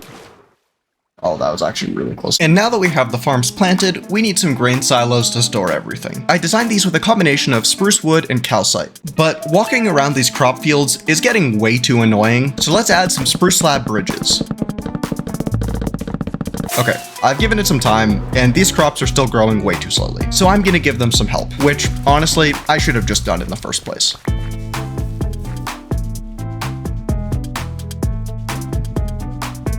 And with that, we can finally move on to the top of the island. I'd like to start by working on this area over here. It needs a wall all the way around to keep the animals in, a few small trees, and a few of these larger trees as well. And let's also add a small farmhouse for the farmhands to live in. But obviously animals also need water, so I think we should fill this big lake in the middle and this small pond over here as well. Okay, we have 2 structures left to build, and my plan is to have the majority of the farms output into them, but we'll see how that goes when we actually make the farms. Now we need to put a little bench and tree over here, and a few more walls around this top area that I forgot to record. And now all that's left is the main building, which is by far the coolest building on the island. It has all these cool small details that my friend Shissy added, like slanted structural lines, and its funky shape, which allows for multiple floors on the inside. Not to mention the huge wind turbine that's attached to the front. And all that comes together to make it look pretty awesome. We have all the main structures built now, but there's still a lot of small things to finish. So let's start with the simplest tasks first, and then gradually build up to the hardest one, starting by bone mealing this lake. And adding some coral and sea pickles. We also need to convert a bunch of the grass to path blocks and add some stone buttons, as well as these streetlights to really tie the whole path together. And while we're at it, let's also add some fences and lanterns around the sides of the island. Now we just need to add these little log piles over here and some scarecrows to deter pests. And finally, we can add the upper streetlights. But I don't have the banners, so we can't finish them. Okay, I looked through the wiki and it looks like we need paper, oxeye daisies, and orange dye. Let's start by dyeing these sheep and Ave King for the yellow wool. Now we can craft all the banner patterns and banners that we need. Okay, now we need to combine everything with orange dye in a loom. But it looks like I made about 63 too many banner patterns. And boom, that's the last part of the island left to build. Now we can move on to the farms. But first, let's go back to my item sorter to check how much redstone we have. This is not going to be enough, but I might have some at my raid farm. Never mind, there's 0 redstone here. And this farm doesn't even work anymore. So I think the only solution is to go mine.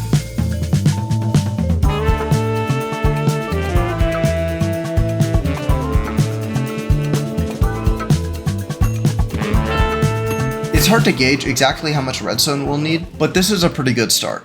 I hope you're enjoying the video. Subscribe for more content like this. And now we can finally start on the sheep farm. But before we construct it, I think we should go get the animals to add to this big pen. I remember seeing some sheep at my starter base when we looked for the carrots. So let's start by bringing them over to give us all the sheep we need for the farm. But we still need to get all the other kinds of animals too. Maybe this forest will have some cows? Oh, bees.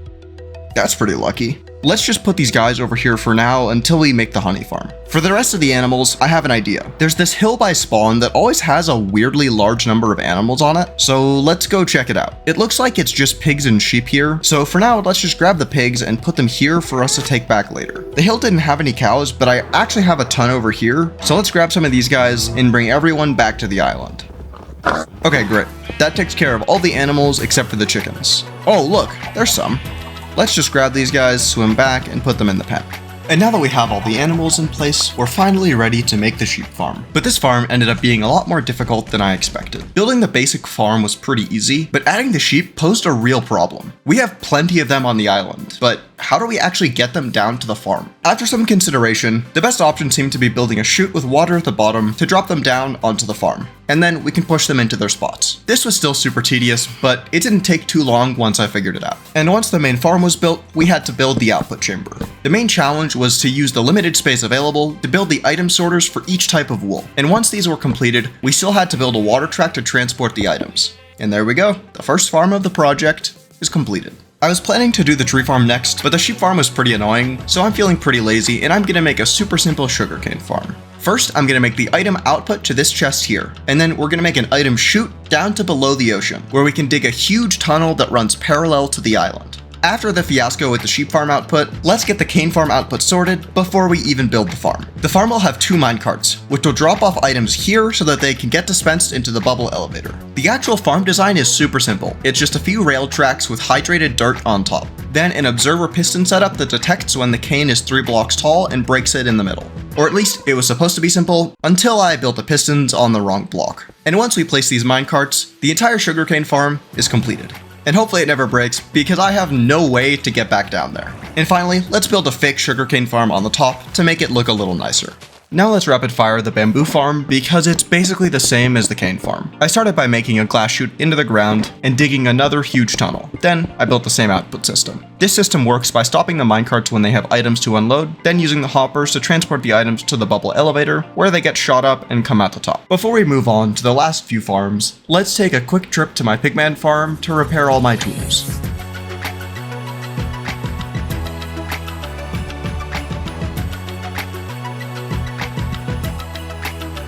Refocusing back onto the farms, the next one to build is the pumpkin farm. This one has a pretty similar minecart setup, except I've been improving it, so now it's a bit more efficiently made. Next, we need to build a platform for the collection minecart. This farm works by letting the crops grow naturally, then breaking the block with a piston, and collecting it with the minecart. But that requires us to place a bunch of pistons in a checkered pattern, then break the alternate blocks and replace them with observers with redstone on top. Then we can just build a dirt platform and till the ground below the observers for the pumpkins. And just like that, the farm is completed. But now we're super low on observers. So before we start the melon farm, let's take a quick trip to the nether to get a bunch more quartz.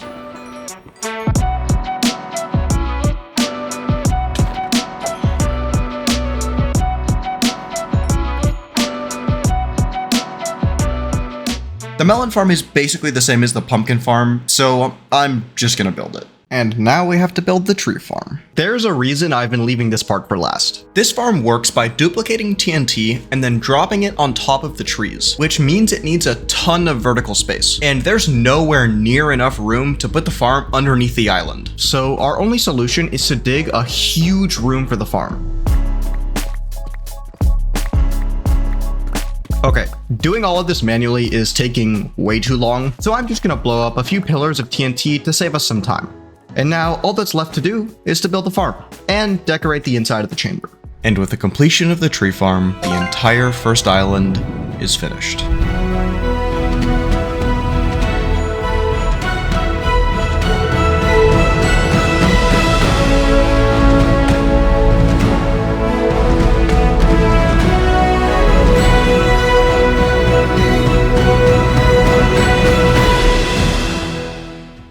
With the farming island completed, the next part of the build is a massive volcano with a super smelter inside. First, we need to collect all the items for the main foundation, which are tough, gray concrete, cyan terracotta, and mud. So let's get started with the gray concrete. Getting the concrete powder itself is super easy. All we have to do is run the gravity block duper for a few hours. But converting it from powder to concrete is another story altogether. Usually I just manually convert powder to concrete using a manual converter, but that's gonna be a bit too time consuming with almost 10,000 concrete powder. So I think we should just build an automatic concrete converter. This converter uses the player's input to place the concrete powder next to water, then uses a TNT duper to blow up the concrete when it gets pushed down by pistons. And finally, the blocks are collected into the storage system. This build will only be temporary because a concrete converter is one of the farms that will be in the last island. For some reason, the pistons aren't pushing the concrete. Hopefully rebuilding it will fix it. Nice, we're fully sorted with the concrete. Next up, we need to get 7,000 cyan terracotta, but I don't think that color spawns naturally, so we'll need to mine a ton of regular terracotta instead, then use cyan dye to make it the color we need. I already have all the tuff we need, so all that's left is the mud, which we can easily collect from a mangrove swamp. That takes care of all the foundation's materials, but we still need the items for the big red spikes. I already have some of the items, but we still need a few more things. We need a bunch of magma blocks, which are pretty easy to get, and a bunch more terracotta, so that we can smelt it into black glazed terracotta. And the last thing we need is red nether bricks, but these are a bit of a challenge because they require 2 nether wart per block, and I have nowhere near that much. So let's take a quick trip to a nether fortress to get more.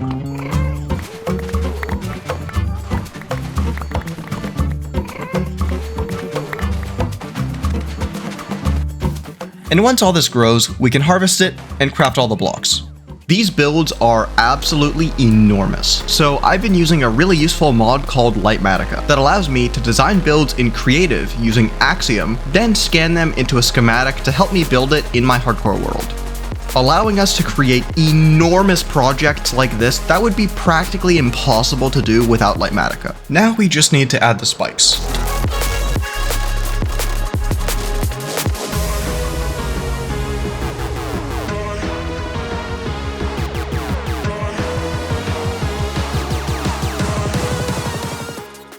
Next, let's add a bunch of campfires, so that when we put the lava on top, we can have this cool smoke effect. Now we need to go get the lava, but lava doesn't multiply from source blocks the same way water does, so we have to fill a ton of shulkers with buckets. It's pretty tedious, but also very easy, so it's mostly just boring.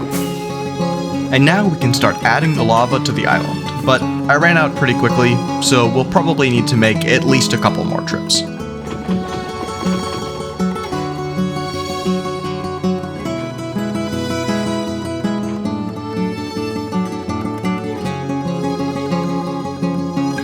And finally, we can fill in the top of the volcano with lava to really bring it all together. Moving down to the lower area, let's start by adding a few small bridges to help us stay out of the lava, and a bunch of houses for the locals to live in, as well as a final few small details.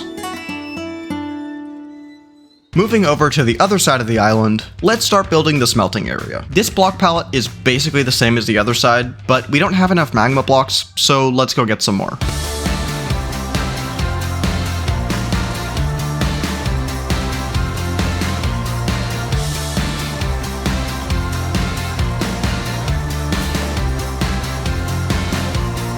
First, let's build the main entranceway, which is a little bit like a canopy tent, but made of rocks instead of fabric. This is where the dwarves cook their food, and the entrance to their camp. Next, there's a tower on one side of the entrance, designed to allow the dwarves to scout for threats, such as mobs. And on the other side is the building where the dwarves will sleep. There's a ladder going up from the ground, a few floors, and the entrance to where we want to put the super smelter. My favorite part of these designs are the roofs, specifically their complexity and variety, but all the detail on this wall is a close second. Finally, we can add the main working area for the dwarves. This area has a huge forge for them to use to heat up their weapons, and a bunch of anvils for them to use to refine their projects. Now that the outside is finished, we can move inside the volcano and get started by building the IO room for the smelter. This is the room where we'll input the blocks to smelt, the coal to smelt them, and receive the smelted output. But to build the smelter, we need 150 stone bricks, 206 hoppers, 168 powered rails, 32 regular rails, 64 furnaces, 25 blocks of redstone, 12 repeaters, 12 comparators, 8 observers, 8 redstone dust, and 4 sticky pistons. For this smelter to work correctly, we have to be super precise with how the rails are placed. So obviously, I'm gonna build it with Lightmatica. Wait a minute. This doesn't look right. I think the front of the schematic got cut off a little bit. So let's hop into a copy world and scan a new one.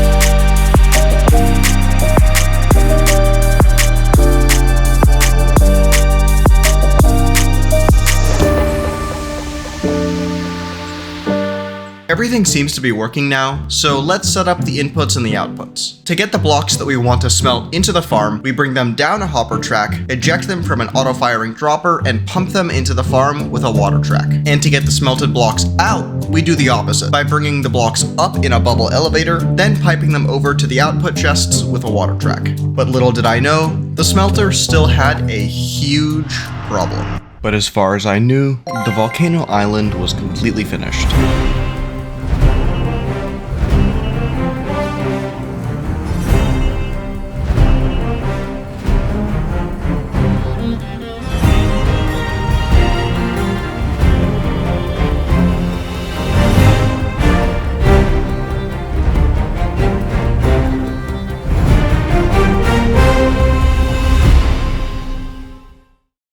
The third island is a huge mob prison, with giant towers filled with mob farms and a surface that's cracking and being forced apart by some mystical force from underneath. The real problem starts with the island's foundation, which requires almost 60,000 blackstone. That's a pretty overwhelming number for a block that you can't farm, but I guess let's just get started.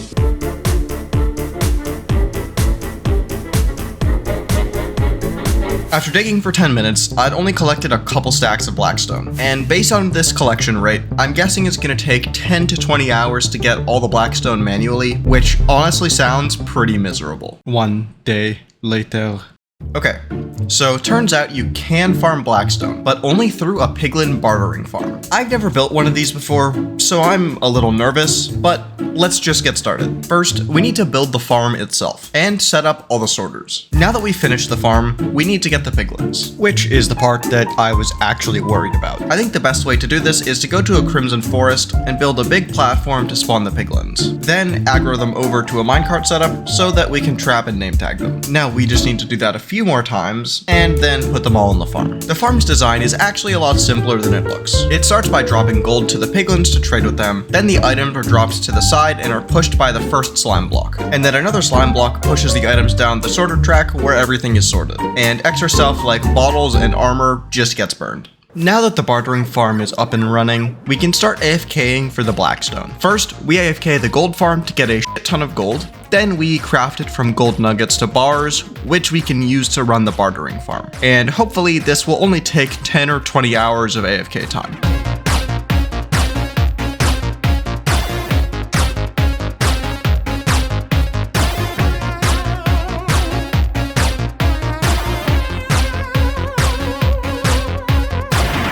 And 1,000 levels later, we finally have all the blackstone that we need, meaning my computer can finally rest after running for like 60 hours straight. Next, we need to get the frog lights for the stained glass lighting effect. This effect uses frog lights at the bottom, then alternating layers of magenta and purple stained glass, which means that we're gonna have to get a pretty ridiculous amount of glass later as well. But for now, let's just head to the frog light farm. But it doesn't look like the farm is working correctly. I'm pretty sure there's supposed to be an iron golem in the middle here, so that's probably why it's not working. But the new golem died instantly, so there must be something else going on here as well. Okay, so I found a Reddit post saying that in newer versions of the game, you have to place chains around the golem to protect him from the cubes. And if he can survive this AFK test, I'm just gonna leave my computer running overnight.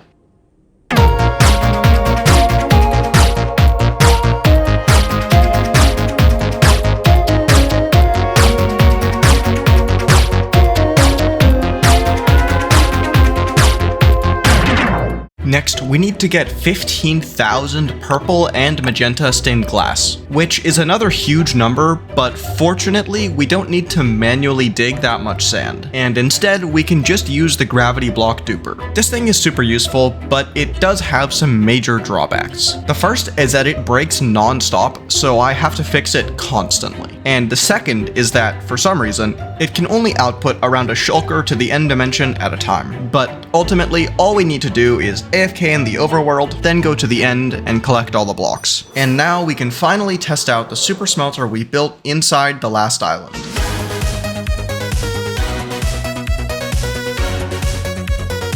But it looks like we have a bit of a problem. I don't think either of the minecarts are working correctly. Initially, one of the coal minecarts wasn't getting launched correctly, and I never really figured out why, but eventually it just fixed itself. The real problem, however, is the input minecart, which has a few problems and keeps getting derailed for some reason. But I can't figure out what's wrong with the redstone, so I'm just gonna take a break and revisit this in the morning.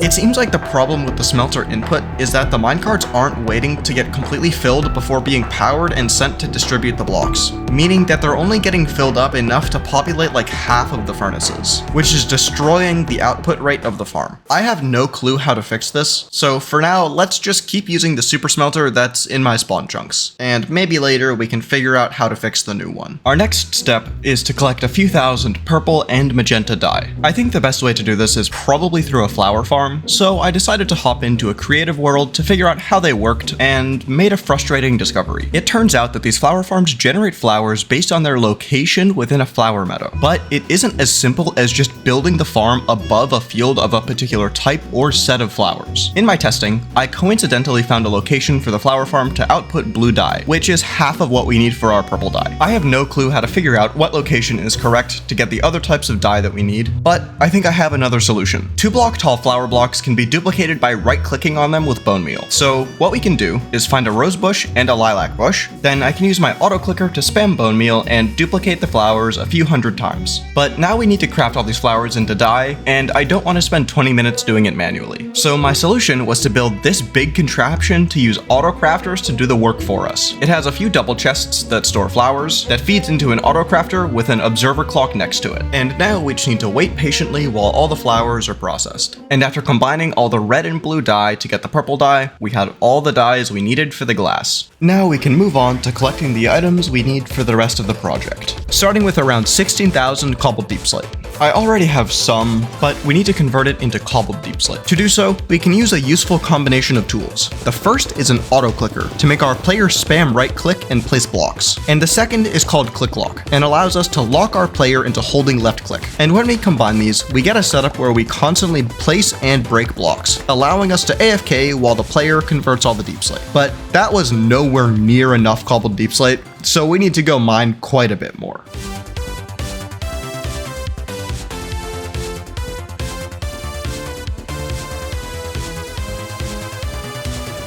Now we need to take all of our deep slate and blackstone and do a ton of crafting.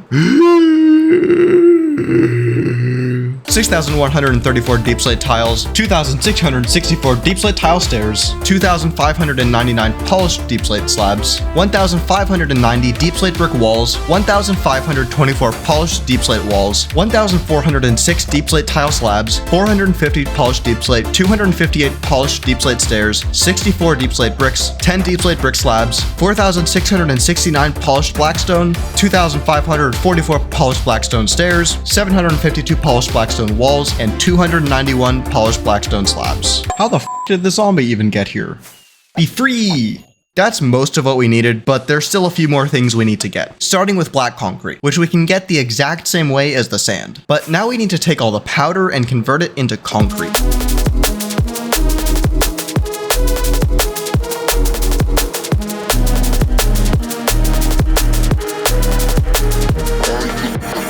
I think it broke itself again. Why does this keep happening? Every time I turn off the farm, it blows up the leaves and I have to replace them. What a stupid design. I wouldn't figure it out until much later, but the reason that this happened was because I forgot to waterlog the leaves. So the problem is actually me. Now we need a bunch of nether bricks so that we can craft all the red nether bricks. I would have more than enough, but I didn't think to empty the collection chest while we were getting all the blackstone, so we only have around 4 double chests. But all we have to do is run the gold farm and the piglin bartering farm for a few more hours, and we're all set. And once we spend a few more hours harvesting nether wart, we can craft all the red nether bricks. Lastly, we need to smelt around 10 stacks of stone into smooth stone. And that's it for all the building blocks. But we still need to AFK the tree farm for a while to get all the oak trapdoors for the mob farms, and collect a bunch of redstone items like dispensers, observers, hoppers, comparators, repeaters, and torches that are super important for setting up the collection systems on the mob farms. From your perspective, that was only around 4 minutes, but for me, collecting those materials took almost 2 weeks. So if you'd like to support me, please consider subscribing. With all that anticipation, I am very excited to start building this island. So let's grab all the blackstone, glass, and frog lights we collected and bring them over. As always, I started to build before remembering that the biggest constraint on building time is running speed. So I had to pause and add some speed beacons.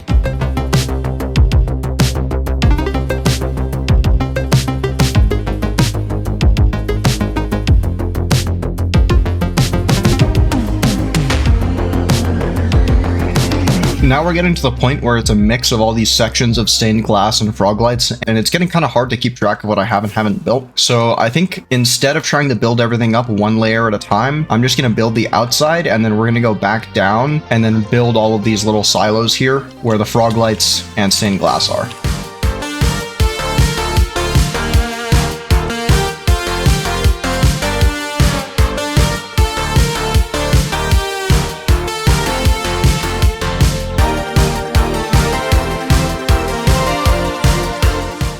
So it turns out that I kind of forgot to account for this schematic not being hollow when I looked at the material counts, because we collected way too many materials. We still have over half a double chest of blackstone shulkers left, and around 60% of the glass that we collected. There's 2 ways I can look at this. On one hand, I wasted a ton of time. But on the other hand, I'll never need to collect blackstone ever again.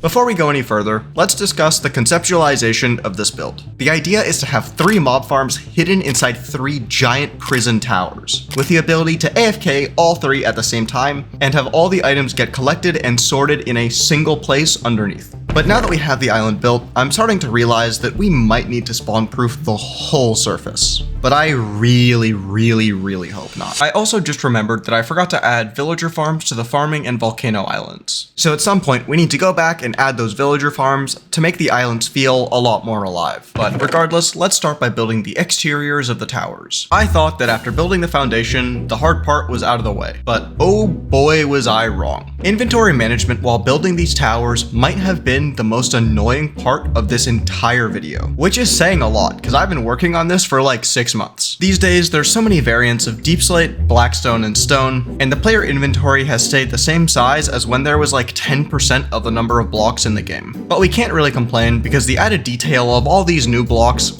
is pretty amazing. Even if this first tower alone still took almost 3 hours to build. But in the process, I came up with a solution to the inventory problem, so the next one should be easier. With the second tower, the first thing I decided to do differently was to build all the blackstone parts first, starting with a chute for the mobs to drop into, and then the support columns on the corners of the building. This meant that after I finished all these parts, I could take all the blackstone completely out of my inventory, which made it a lot easier to fit all the blocks I needed for the rest of the build, and meant that I could easily build the rest of the tower layer by layer. This adaptation took the build time of the second tower down to about 2.5 hours, so I cut the time down by about 16%.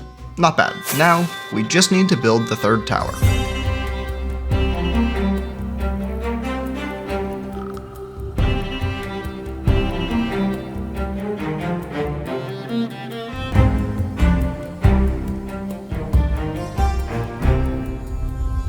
almost done with all 3 of these towers now. After this, we'll have to put in the actual mob farms on the inside of them.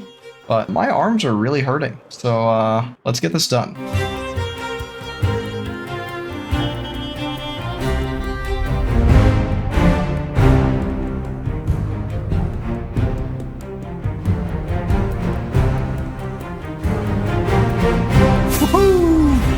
We're done with all the island, or not all, Jesus, I'm so tired.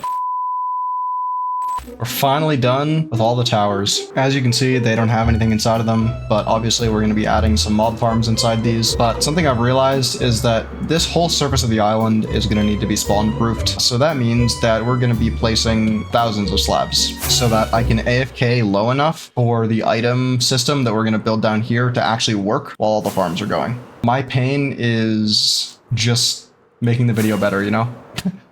Ow. Instead of starting at the very bottom, what we're going to do is we're going to start on this level, because I'm not actually going to be copying the schematic for the output system. I'm going to have to build something different because we want all 3 of these towers to flow into the same single output chamber that's going to be like down right here. But things didn't start out too great because I could not remember how to set up the water correctly. Now we can just break all this dirt and then the water will flow into the center. And what that'll do is when the mobs... Okay, well I f***ed up. I forgot. There's only one part of this that's supposed to have water, and it's not that part. But all I had to do was go back to my base and grab some sponges. All things considered, a very easy problem to solve. But this might not be the last time that I mess up the water in this project, so I'm just gonna hold on to all these sponges in case we need to use them again. Okay, so now what we actually want to do is place the water on the inside of these parts, and then it'll flow just up to this line, so it'll push all the mobs onto these magma blocks for them to die. I didn't expect that to become a source block. Oh, I messed up again. Okay. Well, good thing I kept the sponges. After figuring out how to place the water correctly, I thought everything would be smooth sailing. Until... No! My carpets! I mean, it's not actually that big of a deal, but it is kind of annoying. The nice thing is, this is all one schematic, so it actually makes it super easy to fix stuff like this. That took some trial and error, but we did finally finish the water down here. So now we can start building the actual farm.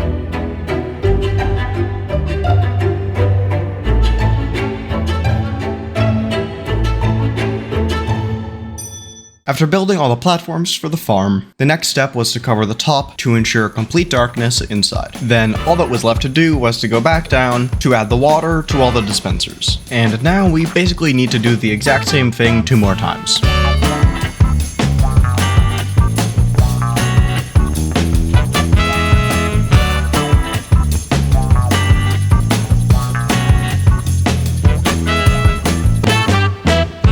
And just like that, all 3 of the mob farms are completed. And that meant that all that was left to do is add the water buckets to the dispensers in the 2nd and 3rd farms, and add the clock on top of all 3. So the first thing we need to do is head back to my starter base, and the reason we need to do that is so we can look at the number of repeaters that are on top of here. 1, 2, 3, 4, 5, 6, 7, 8, 9, 10, 11, 12. This is on the 6th block, but I guess it actually doesn't really matter as long as we have this number of repeaters. We need a bunch of regular stone, a bunch of redstone, and we have plenty of wood here. So let's make a stack of torches, and we can grab our stone and make 32 repeaters. Is that enough? No, we need 36. I'm just gonna go ahead and make a full stack. We also need a bunch more buckets of water so that we can fill up all of those droppers and dispensers. All right, let's get to work. 1, 2, 3, 4, 5, 6, 7, 8, 9, 10, 11, 12.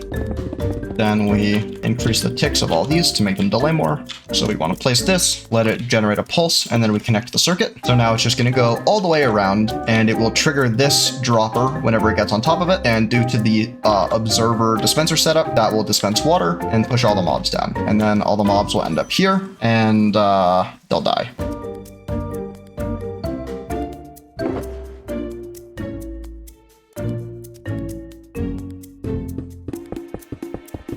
The most annoying part about this is definitely setting the delay on these. And if I've done everything right, it should all be working. Oh, I don't even want to talk about it. Let's make it extra sure that I didn't miss any this time. Oh, but I did miss a block there. Okay, wow, this one is just so scuffed. Boom, boom. Okay, there we go. Okay, we're done. Let's go. And now that the mob farms were finished, it meant that I could no longer procrastinate the spawn proofing. This is gonna be so miserable. It's gonna take so fucking long. What we can do is go to the outside of these blocks and kind of just place slabs on all this part. But the problem is going to be here. I'm just going to not care as much about being able to jump out of these sections, and I'm just going to make it 1.5 blocks tall. And we're just going to be flying over the top of it anyway, so like it doesn't even matter. Oh, I just added an exit slab to all of this. That sucks.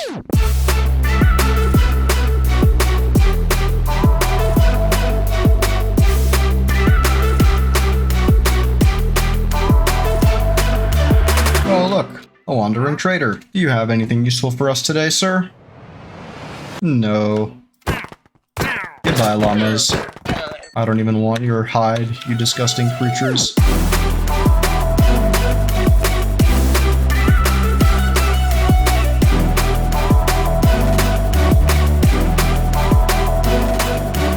We have now covered a pretty decent percentage of this island with slabs, but this is an absolutely miserable experience. It is impossible to tell which blocks are slabs and which are full blocks. The only way to tell is for me to walk all the way up to a block and look at this little black outline on the very outside of the block. So, obviously, I'm not going to do that anymore. So I reached out to my editor friend who has some resource pack experience, and we used Google Gemini to figure out how to turn blackstone half slabs red. Let's fly up here, turn on the pack, and see if it works.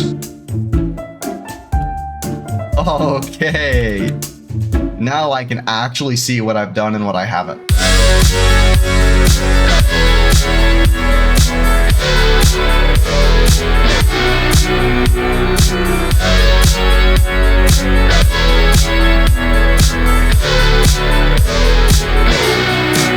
Okay, we are completely done with the spawn proofing. If I turn back on the resource pack, we can see that it is very, very red. But one thing I did notice is that we kind of forgot to do this little section right here, so let's fix that real quick. Okay, the island is completely finished. So now we need to go into here and start setting up the way down, and then we need to drain a bunch of this water, and then we can build the collection room. I started by aligning the schematic so that the bubble elevator would line up with the entrance on the surface of the island. But the problem is that this schematic is a few blocks deeper than the level of the ocean. So what we're gonna have to do next is use the schematic and grab some temporary blocks and drain a bunch of this water here. I started by placing an outline of moss blocks in the shape of the area that we needed to remove the water from. But I ran out of blocks pretty quickly, so I had to take a quick trip back to the item sorter to grab more moss and the sand that we needed to use for the draining. Now that we have the area outlined, we need to place walls of sand every 5 blocks to divide the water into sections to drain. Then we can go back through and place scaffolding, so that we can divide each sand section into 2 vertical sections for us to drain.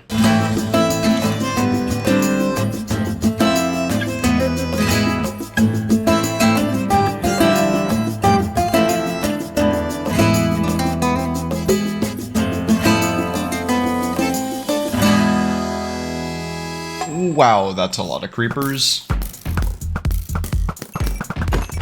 Okay, now we can finally build the item collection chamber, where all the mob farm drops will get sent to and stored. Draining the water was the last major hurdle of this island, and nothing interesting really happened while building the cave. But I already showed you guys a montage recently, so I don't want to bore you with another. Okay, we've been making some pretty amazing progress, and the next thing I'd like to do is to add these bubble elevators right here, so that we can actually get up and down from down there. So to do that, let's grab our stone cutter and turn a bunch of this cobbled deep slate into deep slate bricks. And then we also need some more walls. Whee!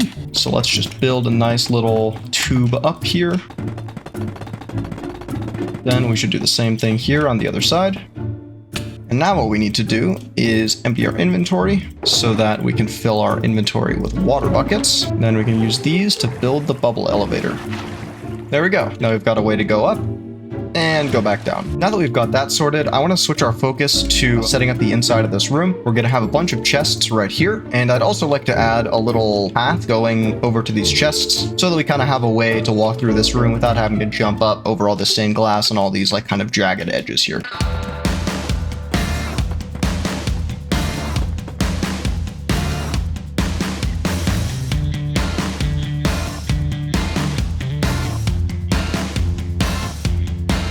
I would like to add something up here to make this a bit nicer of an entrance, because right now it looks exactly the same as everything else. I do think we should keep the block palette simple. I don't think it needs too much variety. The towers are already like really the focal points of this island. One time I didn't light up my beacons that were near a raid farm, and oh my god, it was the worst experience of all time. It spawned like 1,000 raid mobs outside of my beacon area, and it was until recently the closest I've ever been to dying in this world. Although now the closest I've ever been to dying in this world is getting stuck in a wall next to a warden and having to pop 10 totems to survive. It was insane. Go check out the last video if you want to see how that happened. I'm super excited to get all these mob farms connected, but first we need to kill some cows to get some item frames. Alright, that's plenty. Let's get these item frames crafted up real quick. The first thing for us to do is to get a bunch of glass and set up these chutes. So if we're looking up at the farm, we have a 5x5 area to work with. So what we will probably end up doing is building up all this glass all the way up and then setting this up as a chute for the mobs to fall down. So now we can hop down here and start building the collection system, which is basically just a bunch of hoppers with an auto-firing dropper underneath. And the way this works is at any time there's a block in here, we'll immediately pop it out, and that means that we can build a water track directly in front of it and use that to transport the items over to those chests there. So now we need to do the exact same thing we just did here to both of the other towers.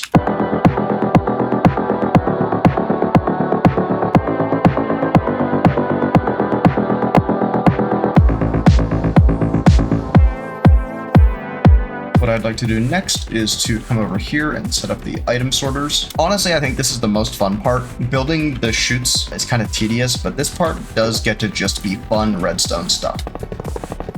Next, I flew back to the towers to figure out what drops we needed to build sorters for. These were rotten flesh, bones, arrows, string, gunpowder, and spider eyes. But for some reason, the farm wasn't outputting any spider eyes, so we had to go get some. And speaking of spiders, a couple weeks ago, I found a black widow in my bathroom, but I didn't know what it was, so I put it on a paper towel and I let it go outside. But then I took a picture of it and figured out what it was, and freaked myself out because it was just hanging out in my bathroom and it could have easily bitten me. But then, like 2 days later, it came back, and the second time I was not so merciful to it.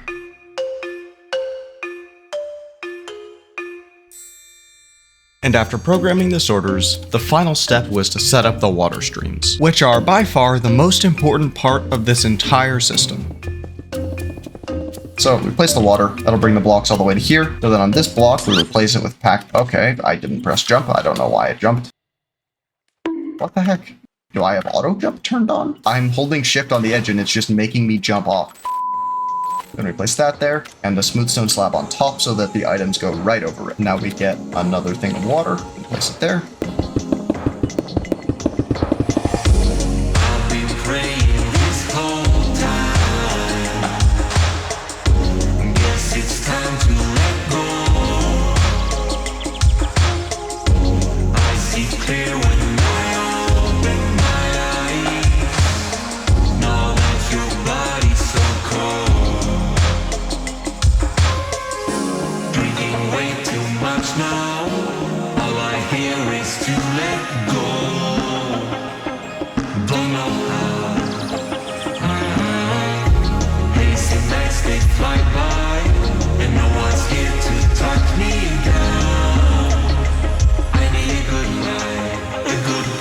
And after removing a few extra blocks, I think we're ready to turn on the farms.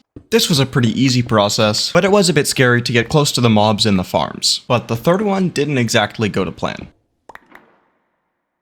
There shouldn't be water there. To fix this, we need to turn the farm off, because I have to go inside of it. Which is a little dangerous, but as long as the water isn't coming down to push the mobs, it should be fine. So we're going to turn off the redstone, and that'll mean that these will no longer pulse water and shove the mobs down. So all the mobs are just going to kind of hang out. Oh, I didn't consider that the mobs are going to be aggroing onto me. So we need to go kind of slow here.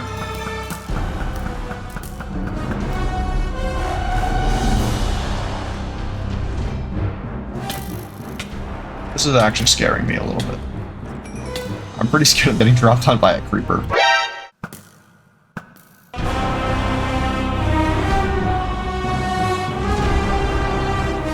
And now that we'd solved the problem, we could remove the rest of the magma blocks. But we also had to do something about all the mobs that got down with the water. Now, all that's left is to fix the redstone circuits and decide where to AFK. I think what I'm gonna do is put the AFK spot literally like right here, inside of this little space. The first thing we needed to do was ensure that this AFK spot would allow for all 3 farms to run concurrently, and that the mobs wouldn't despawn before hitting the hoppers and dying to fall damage. And while the spot works perfectly... Oh, okay, the spiders are a problem.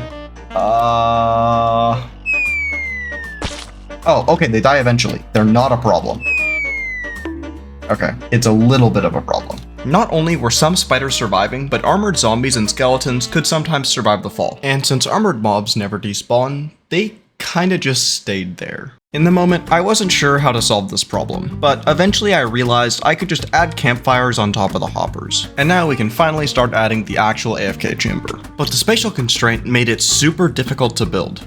What that might mean is making this one a little bit fatter than the other ones. The AFK block needs to be this block right here. But then I decided to challenge myself by making the pistons vertical, but it didn't work out so well. Okay, this cannot be a redstone block.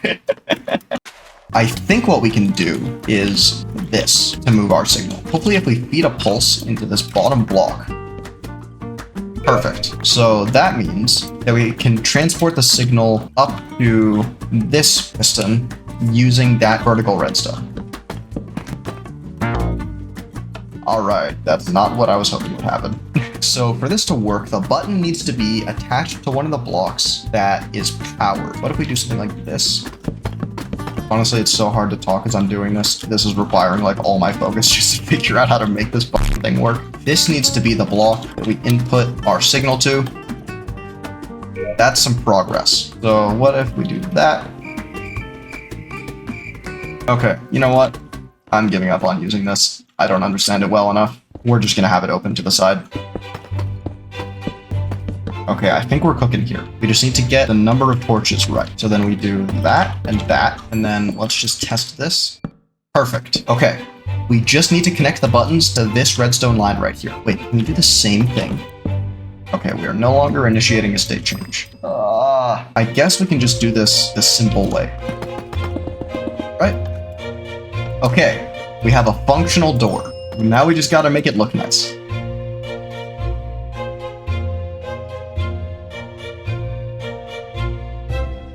Okay, now we have our spot to AFK all the mob farms. Fantastic. And with the completion of the AFK chamber, the prison island was finally finished.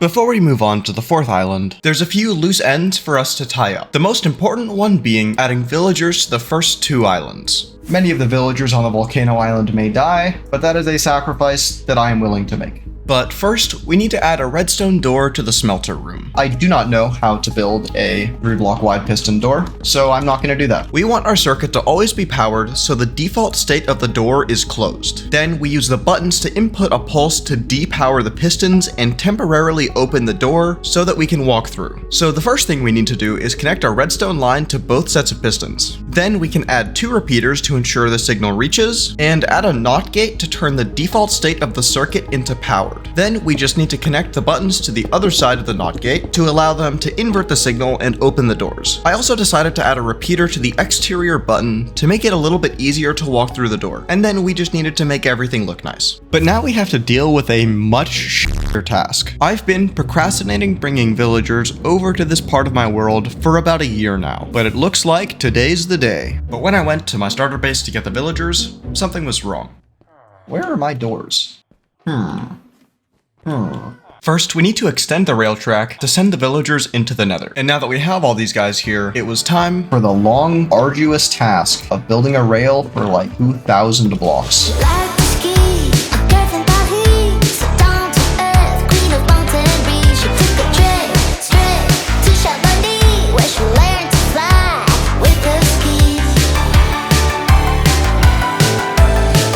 Now that we have all these guys here, we can build the first villager breeder and yet another long rail track. Welcome to your new lives, fellas. You'll be fed, you're gonna and now we gotta send these guys off. I hope you enjoy your new home, guys. Now we need to build 2 more villager farms underneath the volcano island, then extend the rail track and bring 2 more villagers to each farm. And now that we have all the farms set up, we can AFK them for a few hours to bring them up to maximum output. But that meant that there were 9 villagers in each farm. So to turn on the farm, we had to remove one. But it went horribly wrong. Holy shit. I just almost died in my hardcore world. Holy f***. I have not been so scared in a very long time. And just when I thought I was safe... Oh my god, there's a f***ing nether. Are you kidding me? Why is it attacking me? Aside from almost getting one-shot by an iron golem, the villager farms were working perfectly, with one outputting on the top of the farming island, another outputting to the housing area on the volcano island, and the last one outputting to the smithing area. Next, I'd like to switch focus to spawn-proofing this island. Honestly, I moved on from this one way too quickly. I kind of skipped some steps, but our villagers are gonna die here so fast, so rather than just have our villager farms turn into a meat grinder, we're gonna place frog lights, and then on top of the frog lights, we're gonna place gray and dark gray carpets.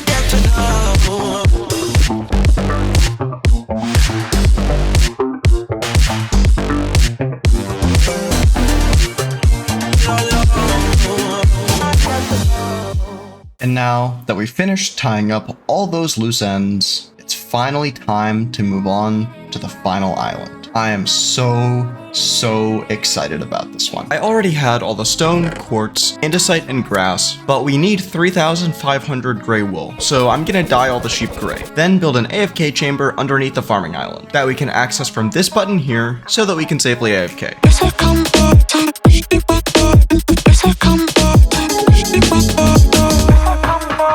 But now we need a few thousand mangrove wood. I don't actually know if our tree farm works for this type of wood. If this doesn't work, I have no idea how we're gonna get this much mangrove wood. So hopefully it works. Oh my god, this is not working. So I guess we're doing this the slow and difficult way. I guess what I'm just gonna do is grow a bunch of these trees and then cut them down. But I was still operating under the impression that the propagules dropped from leaves. Does the propagule just go away if I break the block that it's on? That is so annoying. And once I got this annoyed, I decided to check if mangrove tree farms exist. Okay, good news. I found a Shulkercraft video about a mangrove tree farm, but it is 3 years old, so we can't just immediately go into building it. We need to confirm that it still works first. The part of the farm that we needed to confirm the functionality of was the TNT duper. So the video says if you flick this trapdoor and 6 TNT comes down, one after another, it's working correctly. Alright, that's all 6. And once we were confident that it would work, we just needed to build it.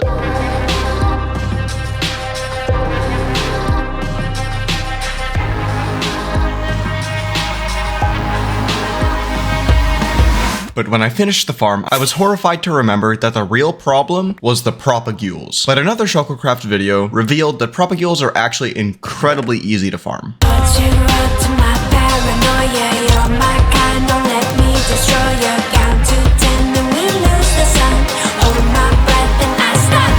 That takes care of the bulk of the items, but we still need a bunch of bamboo variants, which means we finally got to use the farm we built earlier. Then a bunch more variants of dark prismarine, spruce wood, and tough bricks. And with everything collected, it was finally time to build the last big island.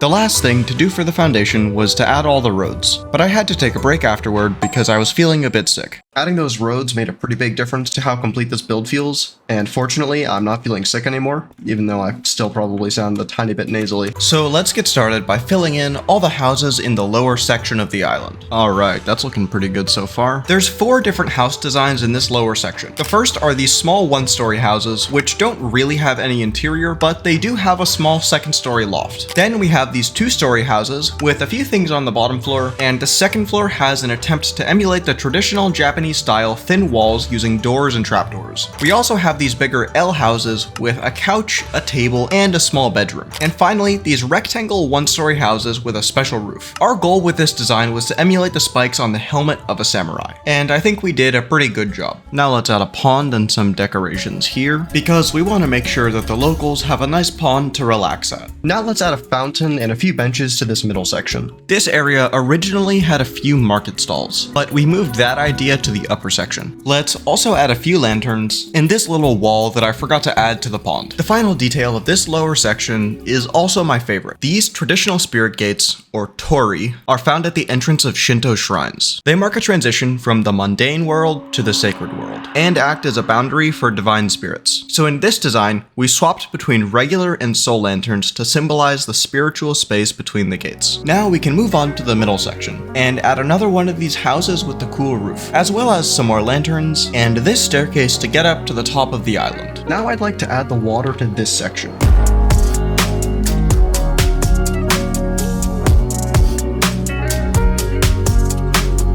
This place is already starting to look pretty amazing. It'll be even better when we have a bunch of villagers down here. Speaking of which, I saw something kind of funny earlier that I thought I would show you guys. Here it is. I don't know why they're all jumping down off the cliff, but there's like 20 villagers on the side of the cliff here. The solution may be for us to build a better wall and then adding windows to this house so that they don't just like jump out and then fall down here. But let's get this island done first. Let's start by putting a big wall around this whole upper section, and then we can get to work on some of the buildings. We wanted this upper section to be where the elites lived, separated from the other housing and right next to the market district. I absolutely love this wall. And now that we've finished so much of this fourth island, let's look at all the islands from above. Oh man, that looks pretty awesome. But we've still got a lot of work to do, so let's start by filling in these walls with a few buildings. Now let's add some small details to the entrance garden and this private garden, perfect for the king and their family to retreat to for some serenity. What a change to go from that ugly blank stone hole to this beautiful little garden back here. And now we're finally ready to start working on the coolest part of this island, the market district. But right now it's covered in all of these open spaces, so let's start by filling all the foundations with bamboo.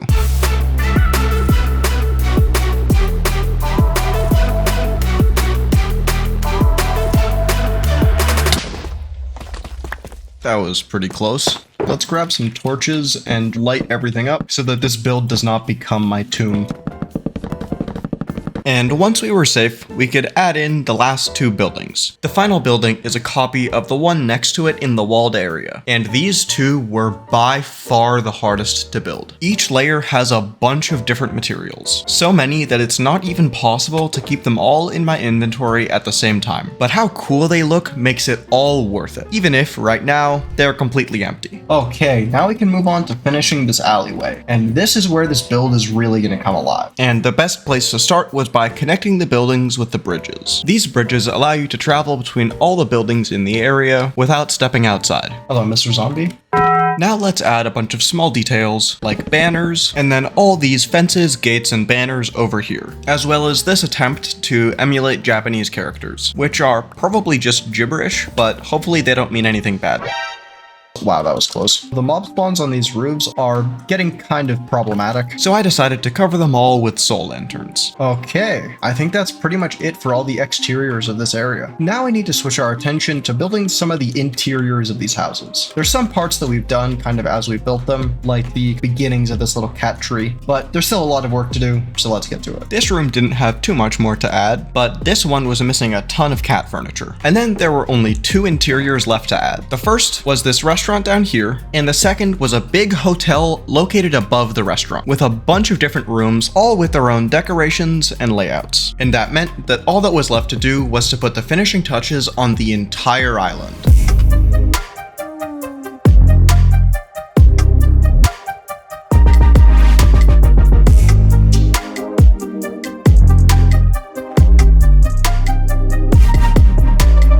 Okay, man, now that we have all the islands done, seeing the tops of like the mob prison and the volcano and the windmill just like poking up over the sides of the island you're currently on is so cool.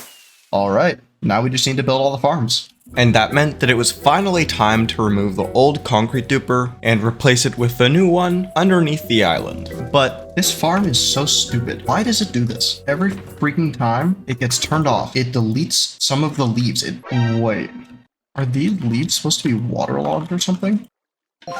Oh, that's why. Oh my gosh. I've been trying to understand that for like so long now. And once we waterlogged all the leaves, we finally had a concrete converter that doesn't blow itself up when it gets turned off. The next problem that we need to solve is making an interior room here that's completely safe so that I feel comfortable AFKing here. We want the redstone door to be on the same circuit as the farm, so that when we turn the farm on, the area automatically becomes safe. But powering the pistons was a really big challenge. Initially, I tried to put the redstone below the pistons, but for some reason, that didn't result in them being powered. So then I tried to use 3 pistons pushing 3 redstone blocks, but that created even more problems. But eventually, I came up with a system that powers 1 piston that pushes 3 honey blocks with 3 redstone blocks on top, which finally worked. And after that, all we had to do was build walls all around the chamber. Now let's add a log stripper inside this building, with a simple redstone door and some decorations. Okay, to be honest, I really hate how this looks. I think it's way too cramped. I don't like the way the redstone is set up. There isn't even enough space in this house to actually build something like this. So I decided to completely tear down the design and restart from scratch. To solve the spatial constraint, I decided to move the farm underground, which gave us much more space to add a better piston door. This farm is basically identical to the manual concrete converter, which means we combine an auto clicker with Windows click lock, so that as the logs are placed, they're stripped and then immediately broken. But I still wasn't sure what to do with the room above the converter, so I just decided to move on to the moss farm. But its self-sustaining system could be improved. Initially, it just diverted a percentage of the output hoppers to get converted into bone meal. So I redesigned the system to use 2 item sorters to sort out all the moss blocks so that only the seeds, azalea leaves, and carpets would get turned into bone meal, ensuring that we get the maximum moss block output possible. Then we just needed to align the schematic with the building above and remove a speed beacon that was in the way.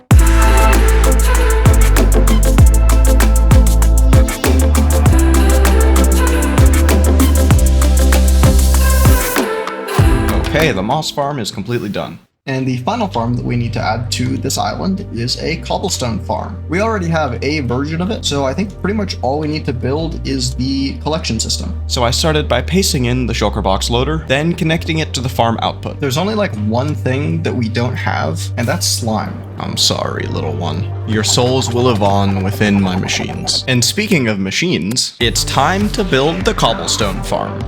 This farm works by using a TNT duper to consistently drop TNT. Inside the contraption, there's adjacent pillars of water and lava on all sides, so that when the TNT blows up one round of the cobblestone, it's immediately replaced. But now that we've added the inputs and outputs from the farm, this room clearly needs some attention, and so does this one. But I finished building the farms the day before moving states, so I asked my friend Shissy to help. He's a lot better at building interiors than I am, and I think he did a pretty great job with these designs. My favorite part is definitely this samurai sword and its stand. Credit to Mr. Matt Ranger for the design. And finally, we can add 2 villager farms underneath the island. And that meant that the whole island was finally finished.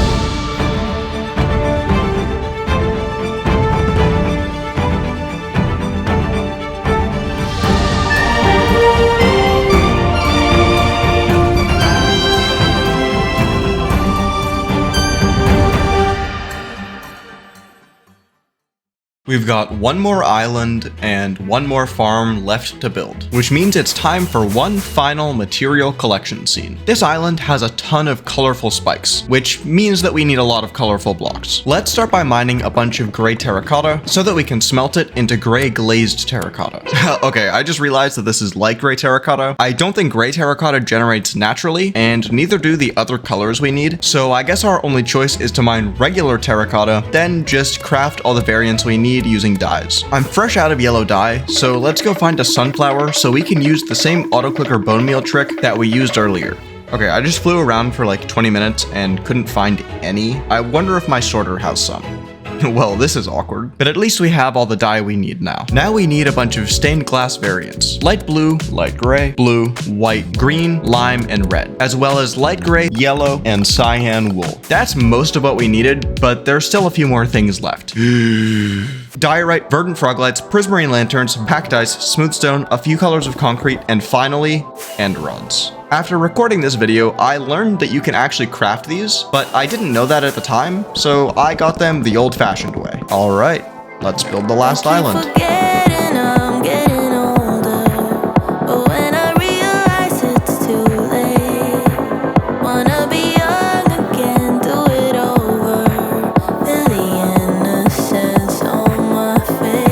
Okay, we are now finished with the main part of the island. These colors look fantastic, but now we have a little building to add here, and eventually we're gonna need to solve this problem too. Now we can add the entrance to the island's interior and the crown jewel of this project, a big ass floating dragon. Although I guess he doesn't have wings, so maybe it's more of a drake. But I have run out of smooth quartz, so let's craft up a bunch more quartz and head over to the volcano to smelt it. I think it works enough for me to manually input some of these items to the system and have them get smelted. But to be honest, I still don't really understand what's wrong with it. Alright. That should be plenty for us to finish the dragon. And after finishing off the dragon, the final island's exterior was completely finished. But before we work on the interior, there's one final item that we need to collect, and that's pale oak wood. So I used chunk paste to find a forest in unloaded chunks and built another portal to get to it. Okay, I know there is a new mob here. I don't know how strong it is though, but I assume it's not gonna one-shot me, right? Oh my god, how long does this guy take to kill?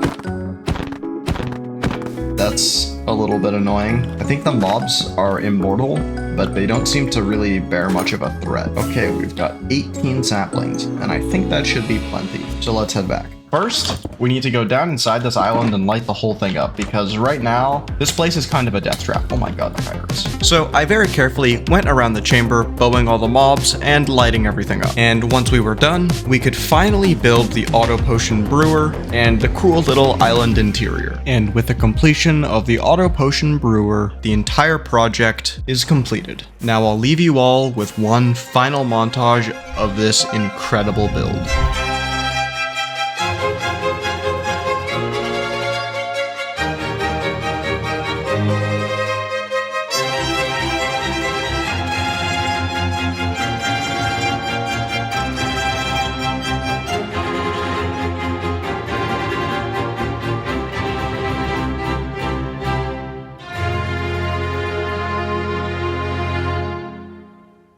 I'm over 4,000 days into my hardcore world, but my end portal still looks like this.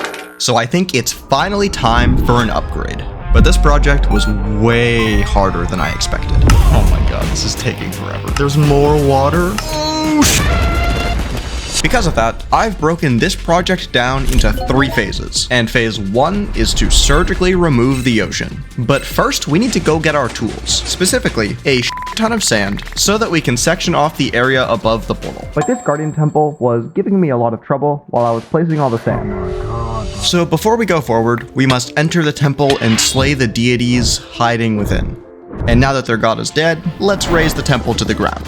While we're at it, we also need to flatten out the area underwater to make room for the massive water clearing machine that we're gonna use. This is basically a combination of a flying machine and a wall, and as it flies, it deletes the water blocks for us. But we do still have to manually remove the leftover water from all the walls, and removing the machine itself took a while as well. Just like my lungs, there's not supposed to be any water here, but the mechanical overlords have forsaken us, which means we're cursed to spend the next few hours doing manual labor. But now we've got a few million blocks in our way, so we need to drop some nukes. The TNT worked too well, and it didn't just clear the floor. Instead, it opened a gateway to a flooded hellscape that I didn't know existed. The ocean we had drained wasn't gone. It was just hiding beneath our feet. But at least it was better than manually removing all the lava lakes. Wow, I just fully jumped into a pit of lava And now we can finally rerun the dupers to get rid of all the deep slate. Woohoo! After more than 10 hours of work, the perimeter is finally finished. And we're finally ready to move on to phase 3, the build. Which meant we needed to collect 20,000 polished blackstone, which would normally mean spending many hours mining in the nether, but thanks to this piglin bartering farm that we built last episode, all we have to do is AFK. Now we just need some magenta stained glass and some verdant frog lights. And if you ever want any schematics for my videos, they can all be found on my Patreon, with the added bonus of helping to give me more time to work on all these videos. And with the outline finished, we're ready to move on to the biomes. The first biome carries us in a descent into the depths of the nether, so our material to-do list is pretty much entirely just red. First up is crimson nylium, which is super easy to get from a crimson forest, and netherrack from this huge trench that I've slowly been digging over the last couple of years. And finally, we need stripped mangrove wood. But mangrove trees have a super annoying design that makes them totally miserable to chop down. But luckily, this mangrove tree farm we built last episode totally has us covered. We also need a bunch of nether wart blocks and crimson wood, because the shader breathing effect on the wood is just too cool to pass up.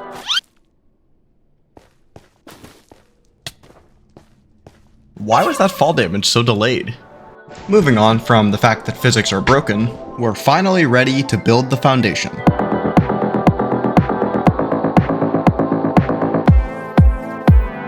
It's really important for all these biomes to feel alive, so the most important part is for them to all have animals. And for the red biome, the choice is pretty obvious. We just need to add some plants to make them feel at home, and some lava to keep them alive. But these striders are beautiful free creatures, so if we're gonna kidnap them for our zoo, we need the perfect heist. Step 1. Set up our extraction point for when we collect the payload. Step 2. Build the striders' trust. Come here, Mr. Strider.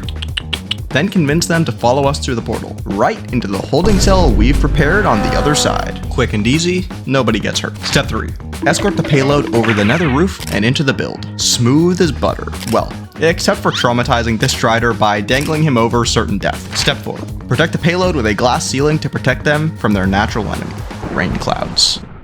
Now I'd like to add a recreation of a nether fortress to the top layer, which meant it was finally time to fulfill my true calling as an excavator. To steal this land from the endangered nether creatures and absorb it into my own ever-growing real estate empire. And if you'd like to watch me continue to enrich myself at the cost of the Minecraft ecosystem, please consider subscribing. It's free, and you can always change your mind later. Shifting slightly lighter on the color spectrum, it's time for the orange biome. So obviously we need to dupe a huge amount of red sand, but for years my gravity block duper has been haunting my nightmares. For some reason, the second I step into the end, the machine completely stops duping sand. I know I've built everything correctly, I've rebuilt it multiple times, and I just don't know what to do. Wait!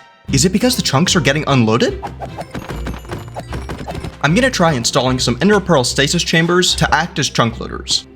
It would be so awesome if this would just work. Woohoo! 2 years of frustration solved with 1 pearl. And now that we have the sand flowing, we need to get a ton of stripped acacia logs. This can easily be done by running the tree farm and stripping the logs in the log stripper we built last episode. We also need a bunch of stripped jungle wood, but the tree farm doesn't work for jungle trees, so our only choice is to fall back on deforestation. Now we just need to harvest a bunch of wheat from the farming island and collect a bunch of mud from a mangrove swamp.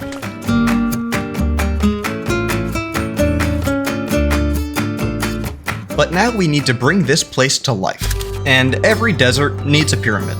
I have absolutely no idea what to put inside this yet, so let me know in the comments if you have any ideas. Then let's also add a few red sand village houses, which obviously means that we need to go get some villagers, but I really do not want to go through the hassle of bringing villagers all the way here just for them to die to mobs. So before we populate this biome, we need to spawn proof it with some frog lights. Given our proximity to the farming island, I think the easiest way to get villagers here is to AFK on the industrial island, then transport them through the nether and use minecarts to send them to each layer. And now that we've kidnapped all these villagers to put them in our zoo, the orange biome is finally finished. Moving on once again, next up is the yellow biome. Most of the materials were super easy because we already got the packed mud and jungle wood for the orange biome, but for the top of the gradient, we wanted something different, something special, and gold was the perfect solution. Normally, this would be incredibly time consuming and expensive, but fortunately, gold farms are a thing. And a few hours of AFKing later, we had a pile of gold fit for a dragon, which means that the animals lucky enough to live at the top of this biome will live like kings, even if they're not really allowed to move. Given how steep this biome is, there's really only one choice of animal for us to get, and that's some mountain goats. Now we just gotta go to the mountain biome and kidnap some goats.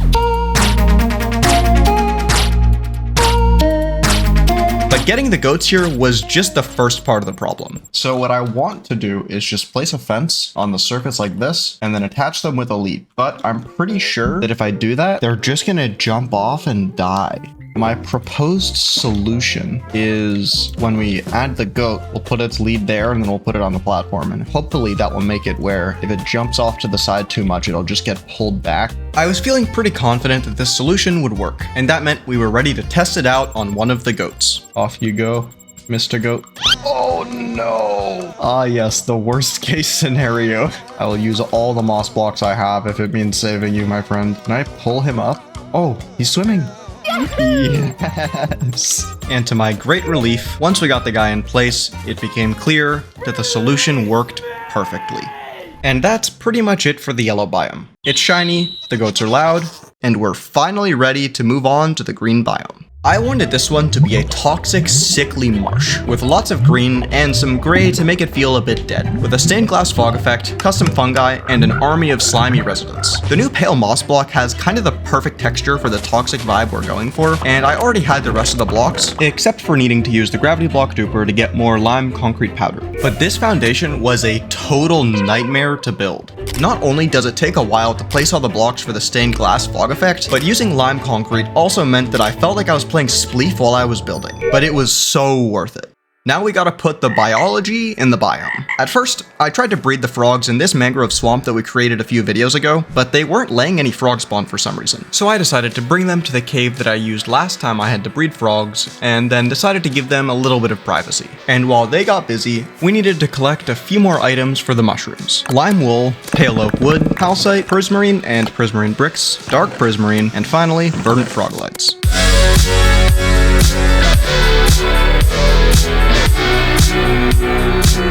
Let's see how our frogs are doing. Holy sh**, we did not need this many. But tragically, one of the frogs followed me through the portal when I was setting it up.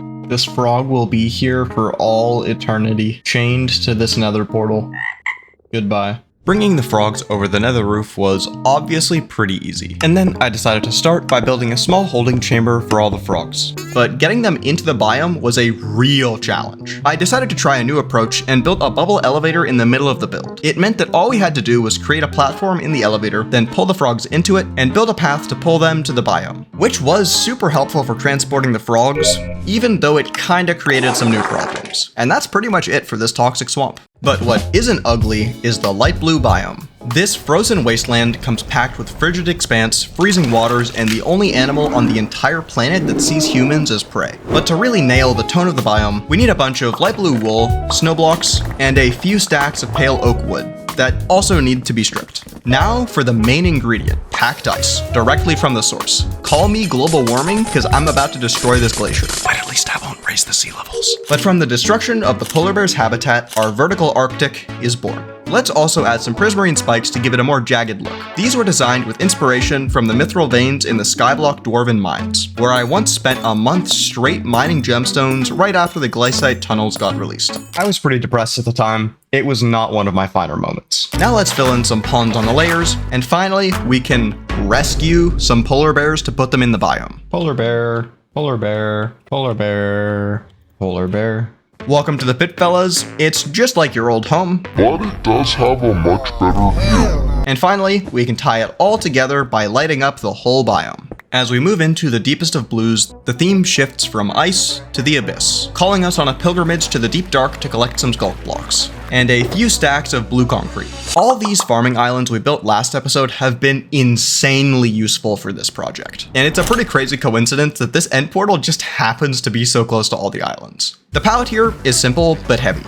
A mix of blue concrete and wool for the floor, and dark stones for the gradient of the wall. We experimented with a bunch of different ideas for this biome, but eventually settled on a main theme of skulk and death, which means we must venture into the infinite expanse of the nether in search of fossils, to supply us with the bone blocks that we need.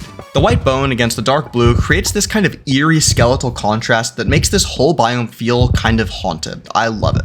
But we do still need to add the focal point to this biome. A ribcage bursting from the wall, housing the heartbeat that nearly ended this hardcore run over a year ago. Please, please, please. Moving past the most terrifying thing I've ever experienced in Minecraft, we can move on to the purple biome, a warped, decaying landscape, with a mysterious force pushing out from within, creating so much pressure that the land itself is crumbling, and all that surrounds it is slowly being corrupted. Purple terracotta is the perfect block for the foundation, but it doesn't generate naturally, which means that we need to start by collecting a bunch of regular terracotta.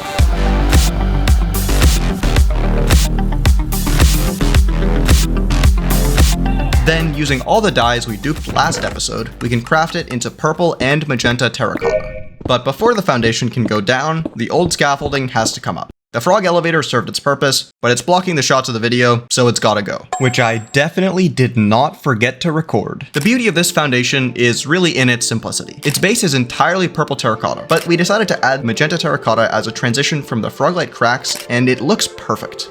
This biome was pretty heavily inspired by the end, so I think it's only fitting to add some end-themed houses, but those use some pretty unique blocks only obtainable from the source.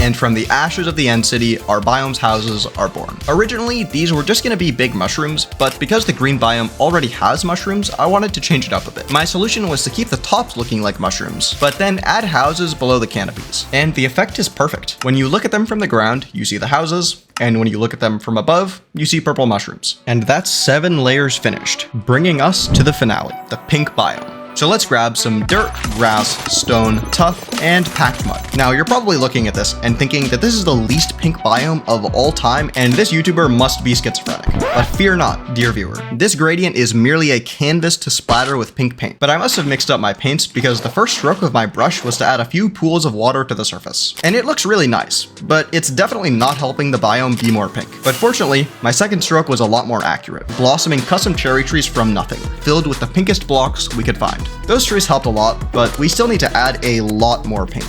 So let's just spam cherry petals all over the ground. And finally, we can add the wildlife. And the choice is obvious. We need axolotls. So I headed over to the trading hall that we built a few videos ago, but clicking the buckets on the axolotls was actually a lot harder than I expected, and I was missing quite a bit. And every time I missed the bucket, they just instantly killed the fish.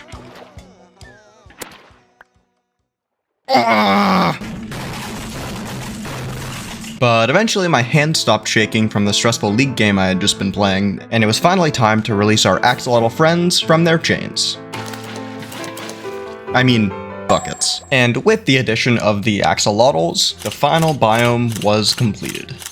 But the build as a whole still has quite a bit of work to do. We still need to add the centerpiece of the build, terraform the whole project into the ocean, and finally, light the portal.